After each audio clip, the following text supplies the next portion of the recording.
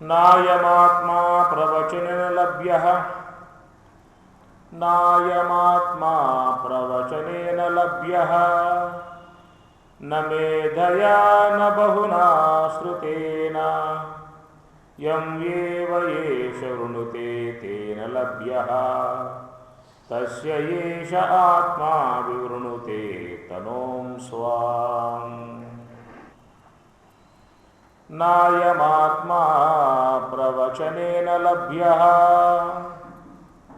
न अयम् आत्मा प्रवचनेन लभ्यः न मेधया न बहुना श्रुतेन ఏమర్థమైంది ఈ విషయంలో ఇది వినటం వల్ల లభ్యమయ్యేది కాదు చెప్పటం వల్ల చెప్పేది కాదు మేధస్సు పెంచుకోవటం వల్ల లభ్యమయ్యేది కాదు మూడు చెప్పేశారు ఇక్కడ అన అయం ఆత్మ ప్రవచనేనా ప్రవచనం అంటే ఇప్పుడు చెప్పే వ్యవహారం అది లభ్యం కాదు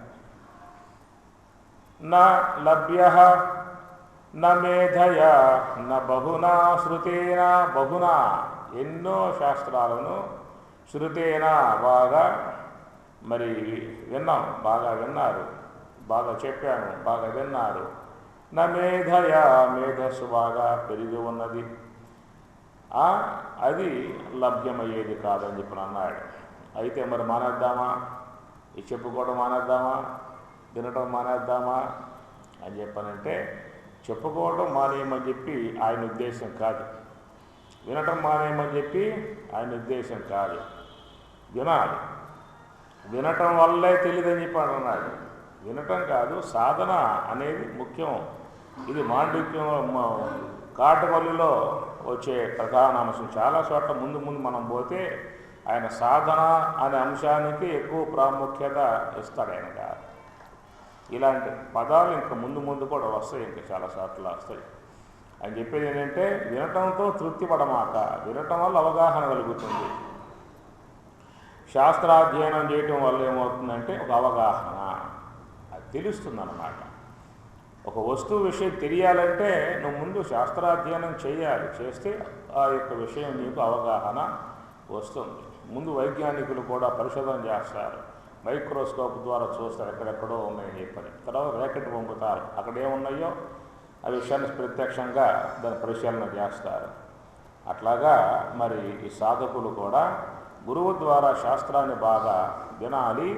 విన్నటువంటి యొక్క దాన్ని ఏం చేయాలని చెప్పి అన్నాడు. యం ఏవ ఏష వృణుతే తేన లభ్యః యం ఏవ ఏషః ఏషః ఈ ఆత్మా యం ఎవడు వృణుతే తేన లభ్యః ఎవడైతే వృణుతే ఇష్టపడి ఆ మార్గంలో పైనుంచి పోతూ ఉన్నాడో వృణుతే అంటే వరించటం, తేన లభ్యః అతనికి మాత్రమే అది లభ్యమయ్యేది ఉందే కానీ నువ్వు చెప్పంత మాత్రం నీకు వచ్చేది లేదు, విన్నంత మాత్రంతో నీకు అనుభవానికి వచ్చేది లేదు.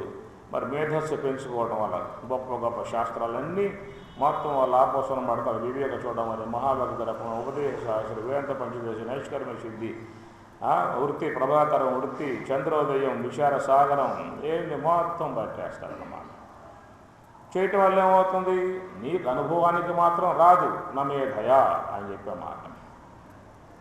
అట్లా చేయటం వల్ల ఏమవుతుంది నీకు అంటే నీ మనస్సులో సంస్కారం చేరుతుంది, జ్ఞాన సంబంధ సంస్కారం నీకు చేరుతుంది.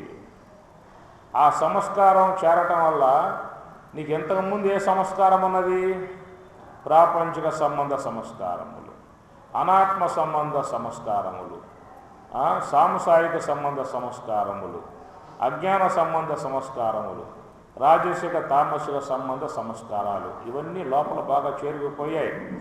ఈ అనాత్మ సంబంధ సంస్కారం ఏం చేస్తుందంటే నేను పతనం చేస్తుంది, దీన్ని భవబంధాల్లో పడవేస్తుంది, జన్మ పరంపర పాలు చేస్తుంది.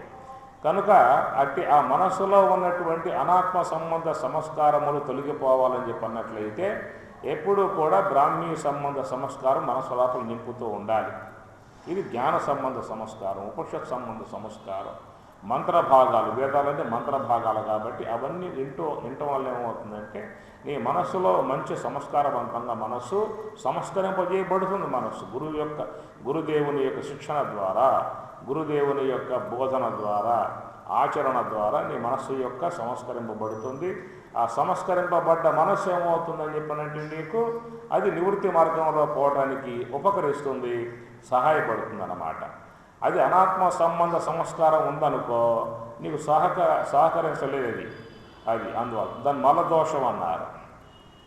మలదోషం కారణంగా ఏమవుతుంది? విక్షేప దోషం వస్తుంది. విక్షేప దోషం వల్ల ఏమొస్తుంది? ఆవరణ దోషం వస్తుంది. విక్షేపము ఆవరణం, విక్షేపము ఆవరణం అనగా ఇక్కడ ఏంటంటే మలదోషం అంటే మనస్సులో పడ్డటువంటి యొక్క ముద్రలు, అవి మలము అని చెప్పిన అన్నారు. అవి ఆలోచనలుగా వచ్చినప్పుడు ఏమవుతుంది? మలదోషం విక్షేపం. విక్షేపం అంటే కదిలిక, మనస్సులో కదిలికలు, అది విక్షేపం అన్నారు. ఏ యొక్క ఆలోచన వస్తుందో ఆ ఆలోచన సంబంధ ఆకారాలు గోచరిస్తూ ఉంటాయి. మళ్ళా ఏ తలంపు వచ్చిందో ఆకారం, తండ్రి జ్ఞాపకం వచ్చాడో తండ్రి ఆకారం, తల్లి జ్ఞాపకం వస్తే తండ్రి ఆకారం, శత్రువు జ్ఞాపకం వస్తే వాని యొక్క ఆకారం. ఇట్లా ఏ యొక్క వ్యక్తి జ్ఞాపకం వస్తే ఆ వ్యక్తి యొక్క ఆకారం తోస్తూ ఉంటుంది. ఇది విక్షేపము, ఆవరణం, విక్షేపం, ఆవరణం, విక్షేపం, ఆవరణం. ఇది ఎందువల్ల అంటే మలదోషం, మనస్సు లోపల మలదోషం ఉన్నది. అందువల్ల చాలామంది ధ్యానములో ఇబ్బంది పడుతున్న పరిస్థితి ఇదే. ధ్యానం చేస్తూ ఉంటారే కానీ కూర్చున్న కాడి నుంచి విక్షేపం, ఆవరణం, విక్షేపం, ఆవరణం, తోపికలు అంటారు. సంకల్పాలు, తోపికలు, సంకల్పాలు, ఆకారాలు, ఇదే ఎక్కువ శాతం వస్తూ ఉంటుంది. ఎందువల్ల అంటే మనసు అనేటువంటి యొక్క వస్తువులో దోషం చేరి ఉంది కాబట్టి, మలదోషం చేరి ఉన్నది కాబట్టి అంటారు.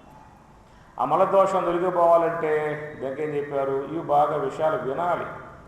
ఏమంటే వింటే మరి వినటం వల్ల లభ్యం కాదని చెప్పి అంటున్నారు కదా. మేధస్సు పెంచుకోవటం వల్ల మరి లభ్యం కాదని చెప్పి అంటున్నారు కదా అని చెప్పానంటే చాలామంది కాలంలో వింటే చాలు అనేటువంటి విధానాన్ని ఆ కాలంలో కూడా బహుశా ఉండవచ్చు. ఈ కాలంలో కూడా చాలా వరకు అలాంటి విధానమే ఉన్నది. శాస్త్రాధ్యయనం చేశారా, అహం బ్రహ్మాస్మి యొక్క భావన పొందారా, అంతే. ఇంకా అనుభవం నీకు వచ్చేసేసింది. అహం బ్రహ్మాస్మి అనుకుంటూ ఉంటే చాలు. నీకు ఈ యొక్క సాధనతో, యోగముతో, ధ్యానముతో ఏ ఉపయోగము లేదు. వాళ్ళ ఆర్గ్యుమెంట్ ఏంటంటే నువ్వే బ్రహ్మం కాంటాయా, నువ్వు బ్రహ్మమై ఉండి ఇంకా సాధన చేయటం ఏంటి? నువ్వు బ్రహ్మం కాకుండా ఉంటే బ్రహ్మం కావటానికి సాధన చేయాలి. నువ్వే బ్రహ్మమై ఉన్నావు, సాధన ఎవరికి? ఇంకా సాధన చేసి ఏం చేయబోతావు నువ్వు? కాబట్టి యోగం అవసరంలా, ధ్యానం అవసరంలా, ఏం అవసరంలా అని చెప్పిన మాటలు మనకి చాలా వరకు వినపడతా ఉంటాయి. అది మరి శాస్త్రం ఏం చెబుతున్నది? నువ్వు చేయాలిరా అని చెప్పి అంటా ఉంది. శాస్త్రం ఏమో నువ్వు చేయాలి అని చెప్పి అంటా ఉంది. మనకి ప్రబోధకులు చాలామందిలో నీకు అవసరంలా, ధ్యానం అవసరంలా, సాధన అవసరంలా, ఆత్మానాత్మ విచారణ చేసుకున్నావా, నీ మనస్సుకు నేను బ్రహ్మం అనేటువంటి భావనగా గోచరించిందా, చాలు. ఇప్పుడు మనం ఏ మార్గంలో పోవాలి? ఇప్పుడు మరి శాస్త్రం నీకు సాధనయే చెబుతుంది. గీతలో పోండి, ఎక్కడ బట్ట పరమాత్మ నీకు యోగం యోగం యోగం, ధ్యానం ధ్యానం, ఇదే చెప్తూ ఉంటాడు నీకు. ఉపనిషత్తుల్లో కూడా ఇదేంటి చాలా చోట్ల ముందు వస్తాయి మీకు. ఇంతకుముందు కూడా చెప్పాడు కదా, అధ్యాత్మ యోగాదిగమ్యన దేవం మత్వా ధీర హర్షశోకౌ జహాతి తం దుర్దర్శం గూఢం అనుప్రవిష్టం గుహాహితం గహ్వరేష్టం పురాణం. అధ్యాత్మ యోగాదిగమ్యన దేవం మత్వా తెలుసుకుంటున్నాడు. దేని ద్వారా? యోగము ద్వారా తెలుసుకుంటూ ఉన్నాడు. మత్వా తెలుసుకొని, హర్షశోకౌ జహాతి సుఖ దుఃఖాల నుంచి విడబడుతూ ఉన్నాడు తెలుసుకుని, యోగము ద్వారా తెలుసుకుని అన్నాడు.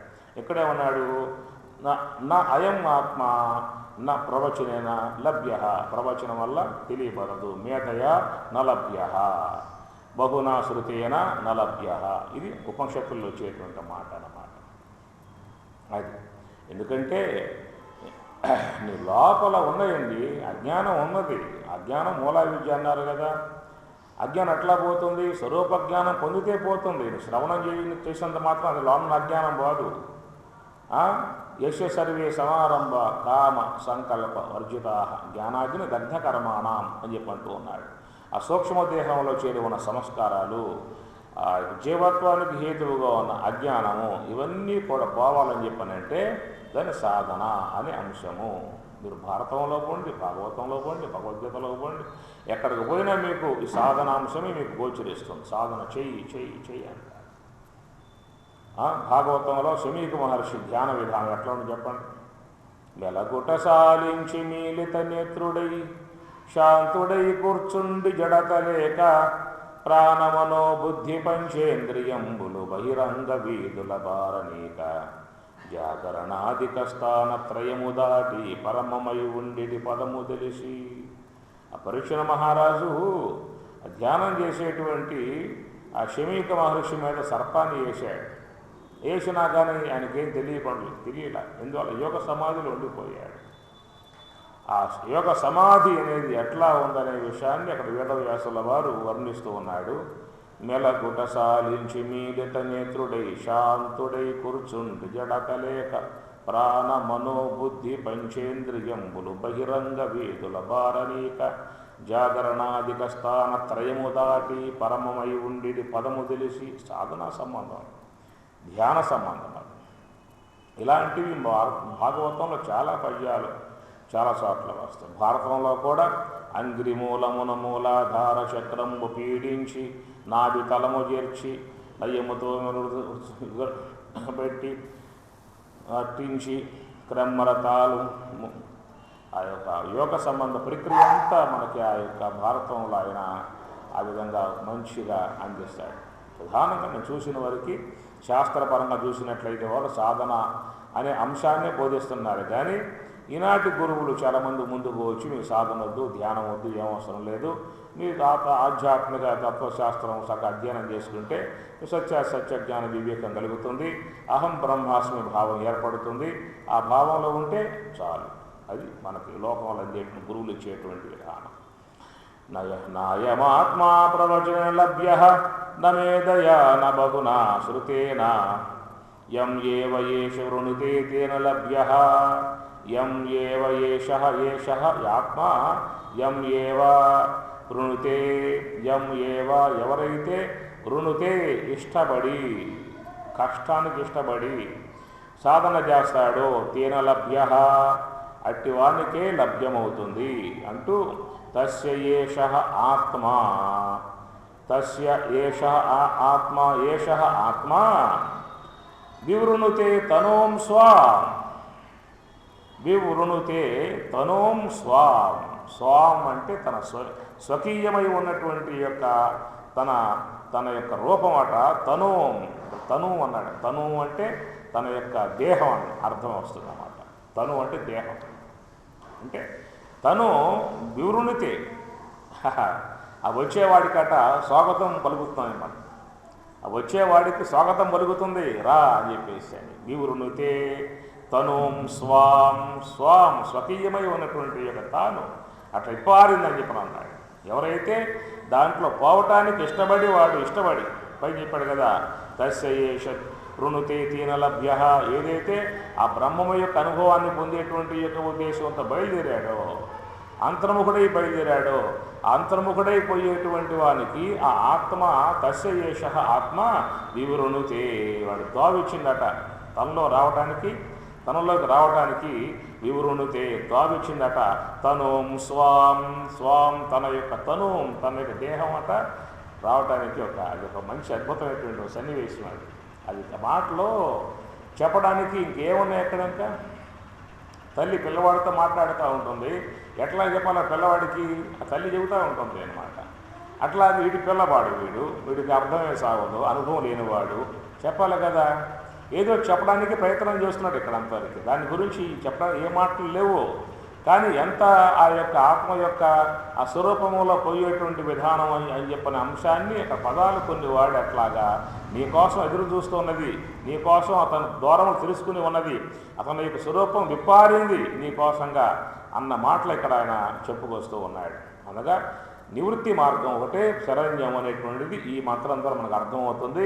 ప్రవచనాలు కానీ, శ్రవణం చేయటం వల్ల కానీ, మేధస్సు పెంచుకోవటం వల్ల కానీ ఈ యొక్క అనిత్యమై ఉన్నటువంటి యొక్క వస్తువులతో అది తెలియబడేటువంటిది కాదు. నువ్వు ఎంత చేసినా మనసు అనేటువంటి యొక్క వస్తువులకు అవగాహనగా వస్తుందే కానీ ఆ మనస్సు లయమైన తర్వాత ఉండేటువంటి విధానాన్ని యోగ సమాధిగా చెప్పుకొస్తారు. నా విరత దుశ్చరితాత్తు నా శాంతో నా సమాహిత నా శాంతమానసో వాపి ప్రజ్ఞానేన ఏనం ఆత్మయాత్తు. ఇది పై మంత్రానికి అనుసంధానంగా ఉండే మంత్రం ఇది. నా విరత దుశ్చరితాత్. దుశ్చరితం దుహు చరితం అనగా చెడు మార్గంలో పోయేవాడుగా ఉన్నటువంటి వాడు, అజ్ఞాన మార్గంలో పోయేటువంటి వాడు, ప్రాపంచిక వస్తువులలో పోయేవాడు, మరి దేహ సంబంధ వ్యామోహాలలో మునిగిపోయేటువంటి వాడు, ప్రవృత్తి మార్గంలో పోయేటువంటి వాడు దుశ్చరితాత్. ఈ దుశ్చరితమై ఉన్నటువంటి వాడు ఆ బ్రహ్మమును నా ఆప్నుయాత్ పొందలేడు అన్నాడు. నా దుశ్చరితాత్ నా విరత దుశ్చరితాత్. నా విరత అని దుశ్చరితము నుండి నా విరత విరమించుకోనివాడు. అది తన యొక్క ప్రవృత్తి నుండి విరమించుకోనివాడు నా ఆప్నుయాత్ ఆ బ్రహ్మమును పొందలేడు. నా అశాంత నా సమాహిత నా అశాంత. ఎప్పుడు అశాంతితో ఉండేవాడు, ఏదో ఒక దిగులు, ఏదో బాధ, మానసికమైనటువంటి యొక్క అసంతృప్తి అన్నమాట. ఇలాంటి అసంతృప్తులతో ఉండేవాడు కూడా నా ఆప్నుయాత్ ఆ బ్రహ్మమును పొందలేడు. నా అసమాహిత సమాహిత నా అసమాహిత ఎవని యొక్క ఇంద్రియములైతే ఉపశమన పొందలేవో నా అసమాహిత. ఎవని ఇంద్రియములు ఉపశమన పొందవో, నిశ్చలం కావో అలాంటి వాడు కూడా నా ఆప్నుయాత్ ఆ బ్రహ్మమును పొందలేడు. నా అశాంత మానస. అశాంత మానస అనగా శాంతించని మనసు గలవాడు. నా అశాంత. శాంత అంటే ఎవని మనస్సు అయితే సంకల్పాలు లేకుండా నిశ్చలముగా ఉండేటువంటి విధానముగా శాంతించి ఉంటుందో అలాంటి శాంత చిత్తము గలవాడు మాత్రమే బ్రహ్మానుభవం పొందటమే కానీ మనసు శాంతించనంత వరకు వాడు నా ఆప్నుయాత్ ఆ బ్రహ్మమును పొందలేడు. ఇక్కడ అనేక విషయాలు చెప్పుకొస్తూ ఉన్నాడు. అనగా దుశ్చరితము అంటే చెడు నడక, ఇతరులను బాధించటము, హింసించటము, అబద్ధాలు చెప్పటము, ఇతరుల మీద అకారణ వైరాలు పెంచుకోవటము, ఇతరులతో దూషణ చేయటము, ఇతరులను తక్కువగా చేసి మాట్లాడటం, ఇవన్నీ కూడా దుశ్చరిత వ్యవహారాలే. ఇట్లాగా ఆధ్యాత్మికంలో ఉన్నా కానీ పరివర్తన చెందకుండా ఉన్న వ్యక్తిత్వములు శాస్త్రాధ్యయనం చేస్తారు, పూజలు చేస్తారు, ఎన్నో చేస్తారు, కానీ వ్యవహారంలో మాత్రము వాళ్ళ యొక్క క్రియా విధానము స్పష్టంగా సరైనటువంటి విధానంగా ఉండదు. ఆ విధంగా ఉన్నటువంటి వాళ్ళు ఈ కోవలో నిలబడలేరు, ధ్యానములో నిలబడలేరు, నివృత్తి మార్గంలో పోలేరు అని చెప్పని అన్నాడు. ఇది ఒకటి. రెండోది చెప్పాడు నా అశాంత. ఎప్పుడు అశాంతిగా ఏదో బాధ, ఏదో దిగులు, ఏదో కొరత ఎంత ఉన్నా కానీ మనిషికి తృప్తి ఉండదన్నమాట. అశాంతితో ఉంటాడు. ఈ అశాంతితో బాధపడేటువంటి వాడు కూడా నివృత్తి మార్గంలో పోలేడు. మనస్సు ఎప్పుడు వాడిని ఏదో రకంగా బాధిస్తుంది కానీ వాడు దాంట్లో పోలేడు. అలాంటి లక్షణం కలిగి ఉన్నా కూడా నా ఆప్నుయాత్. నా అశాంత నా అసమాహిత. ఇంద్రియములు అదుపు తప్పి ప్రవర్తిస్తూ ఉంటాయి. తన అధీనంలో లేకుండా అదుపు తప్పి ప్రవర్తించేటువంటి ఇంద్రియములు అనేటువంటి వాటి కలిగి ఉన్నవాడు కూడా నివృత్తి మార్గంలో పోలేడు. అలా నివృత్తి మార్గంలో పోవటానికి గల వనరులు ఎలా ఉండాలనేటువంటి యొక్క అంశాన్ని ఇక్కడ బోధిస్తూ ఉన్నాడు. పైన ఆ విషయం చెప్పాడు. అనగా శ్రవణం చేయటం వల్ల, ప్రవచనాలు చేయటం వల్ల, మేధస్సు పెంచుకోవటం వల్ల, ఇలాంటివి చేయటం వల్ల అది వాళ్ళకి లభ్యమయ్యే వస్తువు కాదు. ఎవరైతే దాన్ని ఇష్టపడి ఆ మార్గంలో అవలంబించి లోనుకు పోతాడు, నివృత్తి మార్గంలో పోతాడో వాడు మాత్రం పొందగలుగుతున్నాడు అని చెప్పనంటూ ఆ నివృత్తి మార్గంలో పోయే విధానం అని చెప్పనంటే ఇలాంటివి ఉన్నవాడు కూడా పోలేడు. ఈ లక్షణాలు ఉన్నవాడు కూడా వాడు పోలేడు. నా అశాంత మానస. మనస్సు శాంతించాల. అశాంత మానస మనస్సు శాంతించకుండా ఎప్పుడు ఆలోచనలు చేసే విధానంగానే ఉండే మనస్సు గలవాడు కూడా నివృత్తి మార్గంలో పోలేడు, ఆత్మానుభావాన్ని పొందలేడు. అశాంత మానస వాపి ప్రజ్ఞానేన ఏనం ఆప్నుయాత్. కనుక ఒక్క ఆత్మవిజ్ఞానము, ఆత్మ ప్రజ్ఞానం అన్నారు. దాని అపరోక్షానుభవము, దాన్ని పరమాత్మ గీతలో విజ్ఞానము అన్నాడు. జ్ఞాన విజ్ఞాన తృప్తాత్మా జ్ఞాన విజ్ఞాన తృప్తాత్మా కూటస్థ విజిత ఇంద్రియ యుక్త ఇది ఉచ్యతే యోగి సమలోష్టాశ్మకాంక్షణ. ఇదే విషయాన్ని మన పరమాత్మ గీతలో బోధించిన అంశం. జ్ఞాన విజ్ఞాన తృప్తాత్మ అన్నాడు. అనగా జ్ఞాన విజ్ఞాన తృప్తాత్మ, జ్ఞానము ఉండాలి, విజ్ఞానం ఉండాలి. జ్ఞానము అంటే పరోక్ష జ్ఞానం, గురువుల ద్వారా శాస్త్రాన్ని అధ్యయనం చేయటాన్ని పరోక్ష జ్ఞానము అంటారు. రెండవది గురువు ద్వారా బ్రహ్మోపదేశాన్ని పొంది నివృత్తి మార్గంలో పయనించి బ్రహ్మము యొక్క అనుభవాన్ని పొందటాన్ని విజ్ఞానము అంటారు. జ్ఞానము విజ్ఞానం, ఈ రెండు పదాలు మీకు గీతలో పరమాత్మ చాలా చోట్ల ఆయన ప్రస్తావించుకుంటూ వస్తూ ఉంటాడు. జ్ఞానం తేహం సవిజ్ఞానం ఇదం వక్ష్యామి అశేషతః. ఇదం వక్ష్యామి, నీకు ఈ జ్ఞానం ప్రబోధింపజేస్తూ ఉన్నాను. ఎలాంటి విజ్ఞానం అని చెప్పనంటే జ్ఞానం తేహం సవిజ్ఞానం, విజ్ఞాన సహితమై ఉన్న జ్ఞానాన్ని బోధిస్తూ ఉన్నాను. దాంట్లో మాటది విజ్ఞాన సహితమై ఉన్న జ్ఞానాన్ని బోధిస్తూ ఉన్నాను అంటే అర్థం ఏమిటి? అనుభవముతో సంబంధించి ఉన్నటువంటి అనుభవాన్ని జోడించి అనుభవం కలిగి ఉన్నటువంటి దాంతో ఈ శాస్త్ర జ్ఞానాన్ని బోధిస్తూ ఉన్నాను. జ్ఞానం తేహం సవిజ్ఞానం, సవిజ్ఞానం జ్ఞానం ప్రవక్ష్యామి. సాధారణంగా చెప్పే విధానం ఏంటంటే మామూలుగా మనం శాస్త్రం అధ్యయనం చేస్తాం, జ్ఞానాన్ని అధ్యయనం చేస్తాం, జ్ఞానాన్ని బోధిస్తాం. అనుభవం ఉండదు చాలామందిలో. అనుభవం లేకుండా శాస్త్ర పరిచయం ఉన్నది కాబట్టి, శాస్త్ర అవగాహన ఉన్నది కాబట్టి, సాంస్కృతిక పరిచయం ఉంది కాబట్టి, ఆ శ్లోకాలు బాగా ఇప్పుదీసి చెప్పగలిగే సామర్థ్యం ఉంది కాబట్టి ఆ విధంగా వాళ్ళు వినిపిస్తారు. అది జ్ఞానాన్ని చెప్పడం వరకే ఆ విషయంలో. ఇక్కడే ఉన్నాడు జ్ఞానం విజ్ఞాన సహితం జ్ఞానం ప్రవక్ష్యామి. మీ మాటలు గీతలో 9వ అధ్యాయంలో వస్తాయి. 9వ అధ్యాయంలో కూడా ఫస్ట్లో మంత్రం అలాగే ఆయన పరమాత్మ మాట్లాడతాడు. జ్ఞాన విజ్ఞాన సహితం యజ్ఞాత్వా మోక్షసే అశుభాత్. జ్ఞాన విజ్ఞాన సహితం అంటాడు. జ్ఞాన విజ్ఞాన సహితం ప్రవక్ష్యామి అంటాడు. 9వ అధ్యాయంలో వస్తే పదాలు, 7వ అధ్యాయంలో కూడా 2 సార్లు పదాలు పరమాత్మ అక్కడ వాడతాడు. అదే మాట ఇక్కడ వాడుతూ జ్ఞానం విజ్ఞాన సహితం, జ్ఞానం విజ్ఞానం తృప్తాత్మా కూటస్థ విజిత ఇంద్రియ యుక్త ఇది ఉచ్యతే యోగి సమలోష్టాశ్మకాంచన అన్నాడు. జ్ఞానం విజ్ఞానం తృప్తాత్మా, జ్ఞానము ఉన్నది, విజ్ఞానము ఉన్నది, పరోక్ష జ్ఞానము ఉన్నది, అపరోక్ష జ్ఞానము ఉన్నది. సాధనాంశము ద్వారా వచ్చేది విజ్ఞానం, శ్రవణాంశము ద్వారా వచ్చేది జ్ఞానం. శ్రవణం చేస్తే వచ్చేది జ్ఞానం, సాధన చేస్తే వచ్చేది విజ్ఞానం. అది గురువు ద్వారా వచ్చేటువంటిది జ్ఞానం, అనుభవం ద్వారా వచ్చేటువంటిది విజ్ఞానం.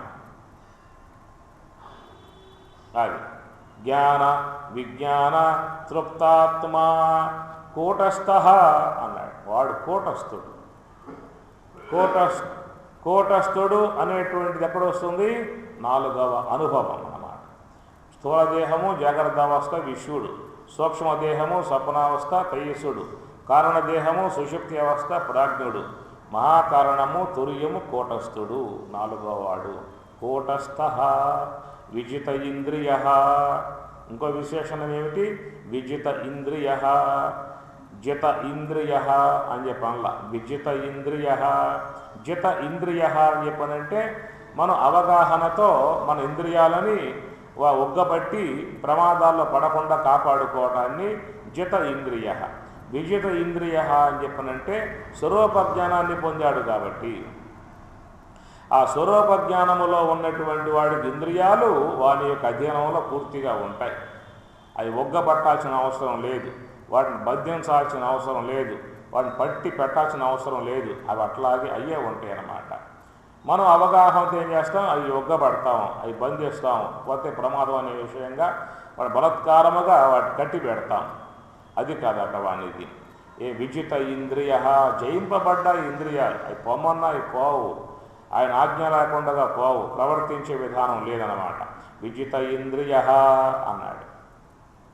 కూటస్థః విజత ఇంద్రియః యుక్తః ఇతి ఉచ్యతే చెప్పబడును. యుక్తః వాడు యుక్తుడు అంటాడు. ఒక్కొక్క పదం ఉందంటే ఆ పద నిర్వచనం అద్భుతముగా ఉంటాయి గీతలో. మనం మామూలుగా యుక్తుడు అంటే ఏం చెబుతాం మనం? యుక్తుడంటే చాలా తెలివిగలవాడు, చాలా యుక్తిగా ప్రవర్తిస్తాడు, నొప్పింపక కానవ్వక తప్పించుకు తిరుగువాడు యుక్తుడు అన్న కోణంలో మనం మాట్లాడతాం. యుక్తియుక్తముగా ప్రవర్తించేవాడు, యుక్తియుక్తముగా వాడు వ్యవహరించేవాడు, మాట్లాడేవాడు. ఇట్లా యుక్త అన్న పదాన్ని మనం మన నిర్వచనం చేస్తాం. కానీ పరమాత్మ చెప్తాడు ఆ పదానికి అర్థం ఏమిటో. యుక్త అని చెప్పనంటే యుక్త అయుక్త రెండు పదాలు గీతల పరమాత్మ వాడుతూ ఉంటాడు. యుక్త కర్మ ఫలం త్యక్త్వా శాంతిం ఆప్నోతి నైష్టికీం అనగా బ్రాహ్మీ నిష్ఠ, బ్రహ్మనిష్ట కలిగి బ్రాహ్మీ నిష్ఠ సంబంధమై ఉన్నటువంటి వాడు యుక్త అని చెప్పని అంటాడు. అయుక్త అంటే అయుక్త, ప్రాకృత, స్తబ్ద, శట, నైశ్రుతిక, అలస, విషాది, దీర్ఘసూత్రి అనే పదాలు వాడి దిగుతాడు అయుక్తుడికి. యుక్తుడు అని చెప్పనంటే బ్రాహ్మీ అనుభవం కలిగి ఉన్నటువంటి వాడికి యుక్తుడు అనే పదం వాడబడుతుంది. యుక్త ఇది ఉచ్యతే యోగి సమలోష్ట అస్మకాంచన. అందువల్ల జ్ఞాన విజ్ఞాన తృప్తాత్మ, జ్ఞానము ఉన్నది విజ్ఞానము ఉన్నది. విజిత ఇంద్రియాలు జయించి ఉన్నాడు కాబట్టి కూటస్థ 4వ అనుభవం కలిగి ఉన్నాడు. ఇవన్నీ అక్కడ మనకు ఆ శ్లోకంలో అయినా చక్కగా చెప్పుకొస్తాడు.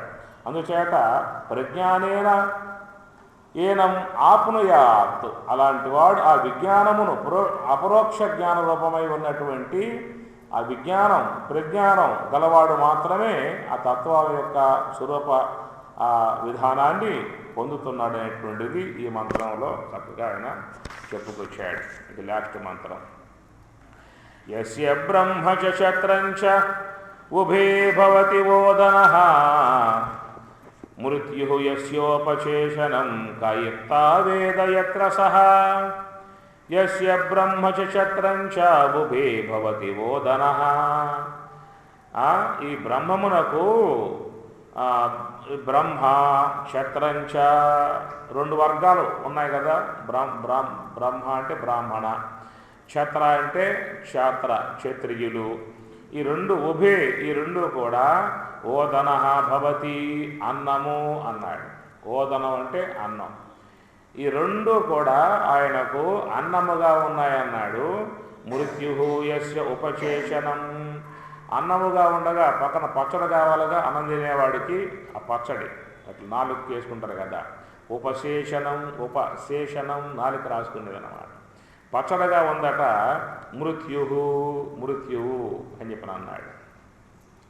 ఈ మంత్రం మీకు బ్రహ్మసూత్రాలలో ప్రశ్నాత్మకమైంది. అక్కడ దాంట్లో ఈ విషయం దాంట్లో బ్రహ్మసూత్రాల్లో వస్తుంది. అత్తాచరాచర గ్రహణాత్తు అని సూత్రం చెప్పుకొస్తాడు. అత్తాచరాచర గ్రహణాత్తు, ఇక్కడ బ్రహ్మచ క్షత్రంచ అని చెప్పనంటే ఈ యొక్క విశ్వంలో ఉన్నటువంటి చరాచరాత్మక విశ్వమంతా కూడా ఆయనలో లయమైపోతుంది. కాబట్టి మొత్తం కూడా లయం చేసుకునేవాడుగా ఆ బ్రహ్మం ఉన్నాడు అనేటువంటి విషయం. బ్రహ్మచ క్షత్రంచ అని చెప్పనంటే బ్రాహ్మలు క్షత్రియులే కాదు, ఈ చరాత్మక విశ్వము. ఉదాహరణగా ఇద్దరం తీసుకున్నాడు అక్కడ. అన్ని వర్గాలు అంత విశ్వమంతా కూడా ఆ బ్రహ్మము లయింపజేసుకుంటుంది ప్రళయములో అని అర్థం. భోక్తారం యజ్ఞ తపసాం సర్వలోక మహేశ్వరం, సమస్త లోకాలకి నియామకుడై ఉన్నటువంటి పరమేశ్వరుడు భోక్తారం సమస్తము కూడా కబలించి వేస్తాడు. కాలోస్మి లోకక్షయకృత్ ప్రవృద్ధ, కాల అస్మి లోకక్షయ, సమస్త లోకాలను కూడా లయింపజేసుకోవటం అనేటువంటి యొక్క అర్థములో తీసుకోబడుతుంది. కాబట్టి యస్య ఏ బ్రహ్మమునకు బ్రహ్మచ క్షత్రంచ ఉభే ఈ 2 కూడా భవతి ఓదనం అన్నాడు. మొత్తం లయింపజేసుకుంటుంది. మృత్యువు యస్య ఏ బ్రహ్మమునకైతే ఉపశేషణం పచ్చడిగా అనగా ఒక అనుపానముగా ఉన్నదో కహ ఇత్త వేద ఎత్ర సహ అని చెప్పని. అది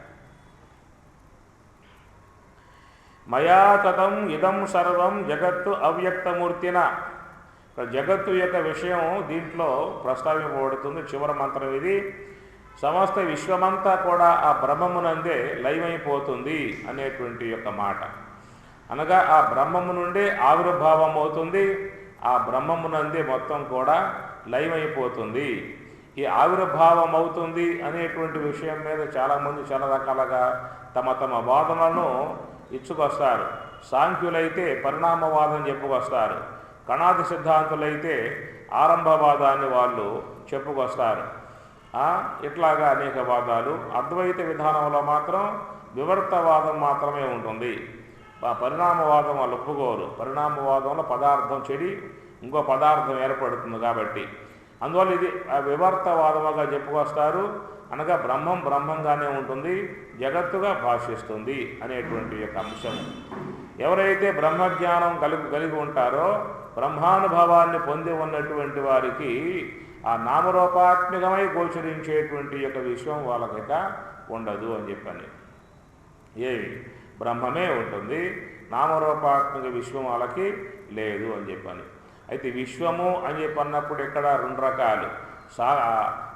ఇది వ్యావహారిక విశ్వము, ప్రాతిభాషిక విశ్వము అని చెప్పని. పారమార్థిక వస్తు జ్ఞానం పొందినప్పుడు వాళ్ళకేమవుతుందని చెప్పనంటే ఈ ప్రాతిభాషిక విశ్వము అనేది మిథ్య అన్న నిశ్చయం ఏర్పడుతుంది, వ్యావహారిక విశ్వము కూడా మిథ్య అన్న నిశ్చయం ఏర్పడుతుంది. కాబట్టి వ్యావహారిక విశ్వం అనేటువంటిది ఉంటుంది, అయితే వాళ్ళ దృష్టిలో మిథ్య అన్నటువంటి భావనయే వస్తుంది, లేకుండా పోయేదంటూ ఉండదు. ఏమి ఇప్పుడు ఒక వ్యక్తి ఎడారి ప్రాంతంలో పోతూ ఉన్నాడు, దప్పిక కలిగి ఉన్నాడు. పోతూ ఉంటే దారిలో జలం ఉన్నది కనబడుతున్నది, దాన్ని తాగే ఉద్దేశంతో పోతూ ఉన్నాడు. వాడు పోయే కొద్దీ ఆ జలం కూడా ముందుకు పోతా ఉన్నది. కొంత లెక్క పోయాక ఆ విషయం అర్థమైంది. ఏమని చెప్పని అది కేవలం ఎండమావులు, జలం కాదు అన్నటువంటి జ్ఞానం కలిగింది. వాడు జ్ఞానం కలిగినా కూడా కనబడతానే ఉంటాయి. అవి ఎండమావులు అన్న విషయం అవగాహన అయిందిగా, జ్ఞానం కలిగిందిగా. అంతకుముందు జ్ఞానం కలగల, నీరు అనుకున్నాడు, భ్రాంతిలో ఉన్నాడు. ఈ భ్రాంతిలో ఉన్నప్పుడు ఆ నీరు అనే భావన కనబడతా ఉన్నది. ఇప్పుడు ఆ భ్రాంతి పోయింది, ఇవి నీరు కాదు ఎండమావులు అని నిశ్చయమైంది. మరి భ్రాంతి పోయినా కానీ నీరు కనబడతానే ఉంటుంది. అక్కడ కనబడ్డప్పటికీ కూడా వాడు భ్రమ చెందడు. అవి కేవలం కనబడుతున్నాయే కానీ వాస్తవం కాదు, భ్రమకు గురి కాదు. అదే దారిలో ఒక లేడీ పోతా ఉన్నది, దానికి దప్పిక అయ్యింది, నీరు కనబడతా ఉన్నది, పోతా ఉన్నది. పోయి ఆ నీరు పోతా ఉంది, ఈ మృగం కూడా పోతానే ఉన్నది. ఎంత లెక్క పోయినా ఆ మృగానికి ఇవి నీరు కాదు ఎండమావులు అన్న జ్ఞానం కలుగుతుందా? మృగానికి కలుగుతుందా? మృగానికి కలగదు. అది పోయి అసూలు బాసి చనిపోతుంది. అట్లాగా ఎవరైతే బ్రహ్మజ్ఞానాన్ని పొందుతాడో ఆ బ్రహ్మజ్ఞానమును పొంది ఉన్నటువంటి వానికి ఈ నామరూపాత్మకమై గోచరించేటువంటి యొక్క విశ్వమంతా కూడా కేవలం కల్పన మాత్రమే, మిథ్యా మాత్రమే అనేటువంటి యొక్క అనుభూతి, అవగాహన కలుగుతుంది. అవగాహన కలిగిన, బ్రహ్మానుభవం కలిగిన విశ్వం వాళ్ళకు మన భాషిస్తూనే ఉంటుంది. భాషించినా కానీ దాని ఏదో మోహానికి అతడు గురికాడు అన్న విషయం అది. అందువల్ల ప్రాతిభాషిక విశ్వం వాడు జయించే అవకాశం ఉన్నది కానీ వ్యావహారిక విశ్వాన్ని మిథ్యగా జయించే అవకాశం లేదు. ఎందుకంటే ప్రాతిభాషిక విశ్వం వాని యొక్క మనోసంకల్ప నిర్మితం కాబట్టి దాన్ని వాడు తొలగించుకోవచ్చు. కానీ వ్యావహారిక విశ్వం ఈశ్వర మాయ నిర్మితమై ఉన్నటువంటి యొక్క వస్తువు కాబట్టి దాన్ని నువ్వు తీసేసే అవకాశం లేదు. నువ్వు ఉన్నంతకాలం, ప్రారబ్ధం ఉన్నంతకాలం లోకంలో దేహముతో ఉంటావు.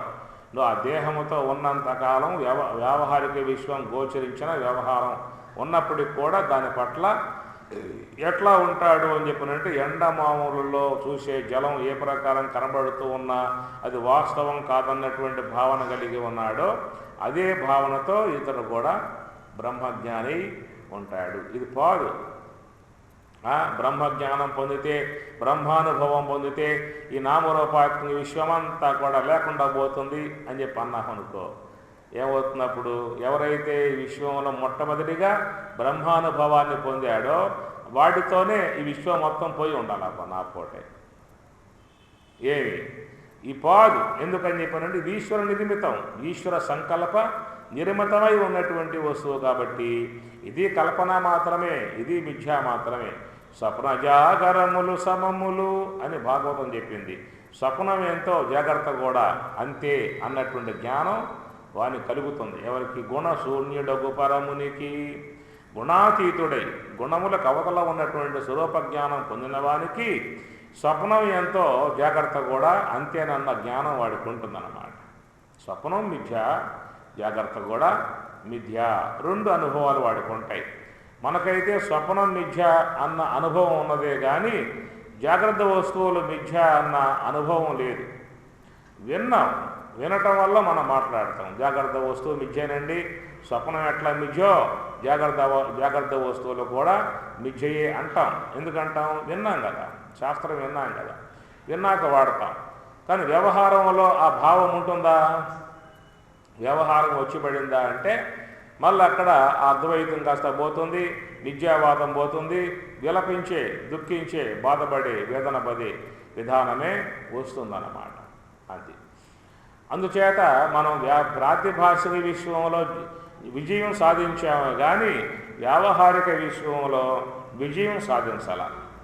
వ్యావహారిక ప్రాతిభాషిక విశ్వంలో విజయం సాధించాము అని చెప్పనంటే స్వప్నలోకంలో ఉన్నటువంటి యొక్క నీవు జాగ్రత్త వస్తువు అనుభవానికి వచ్చావు కాబట్టి నువ్వు ప్రాతిభాషిక వస్తువు యొక్క విషయంలో విజయం సాధించావు అనే మాట.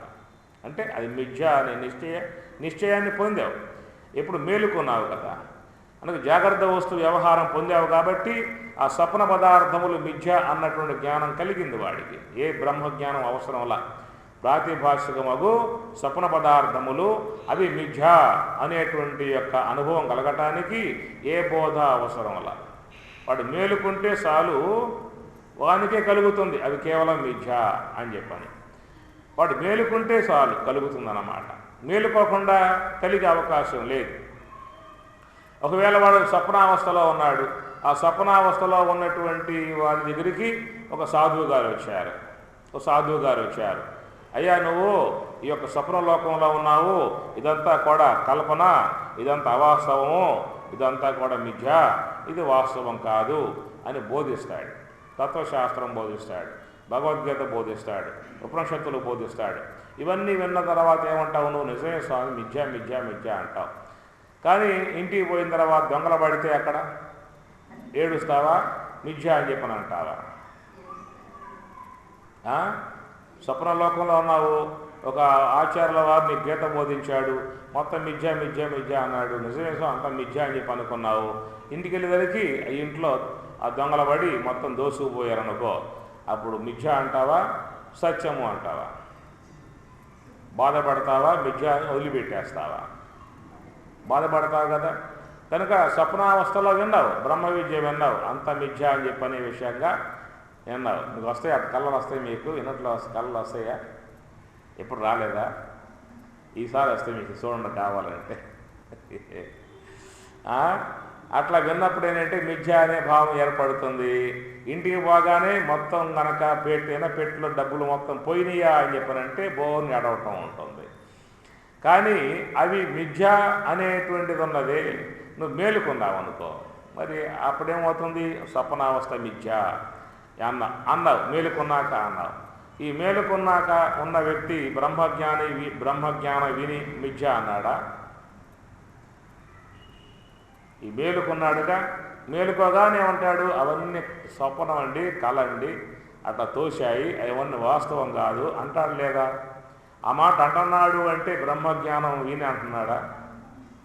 మేలుకొని అంటున్నాడు.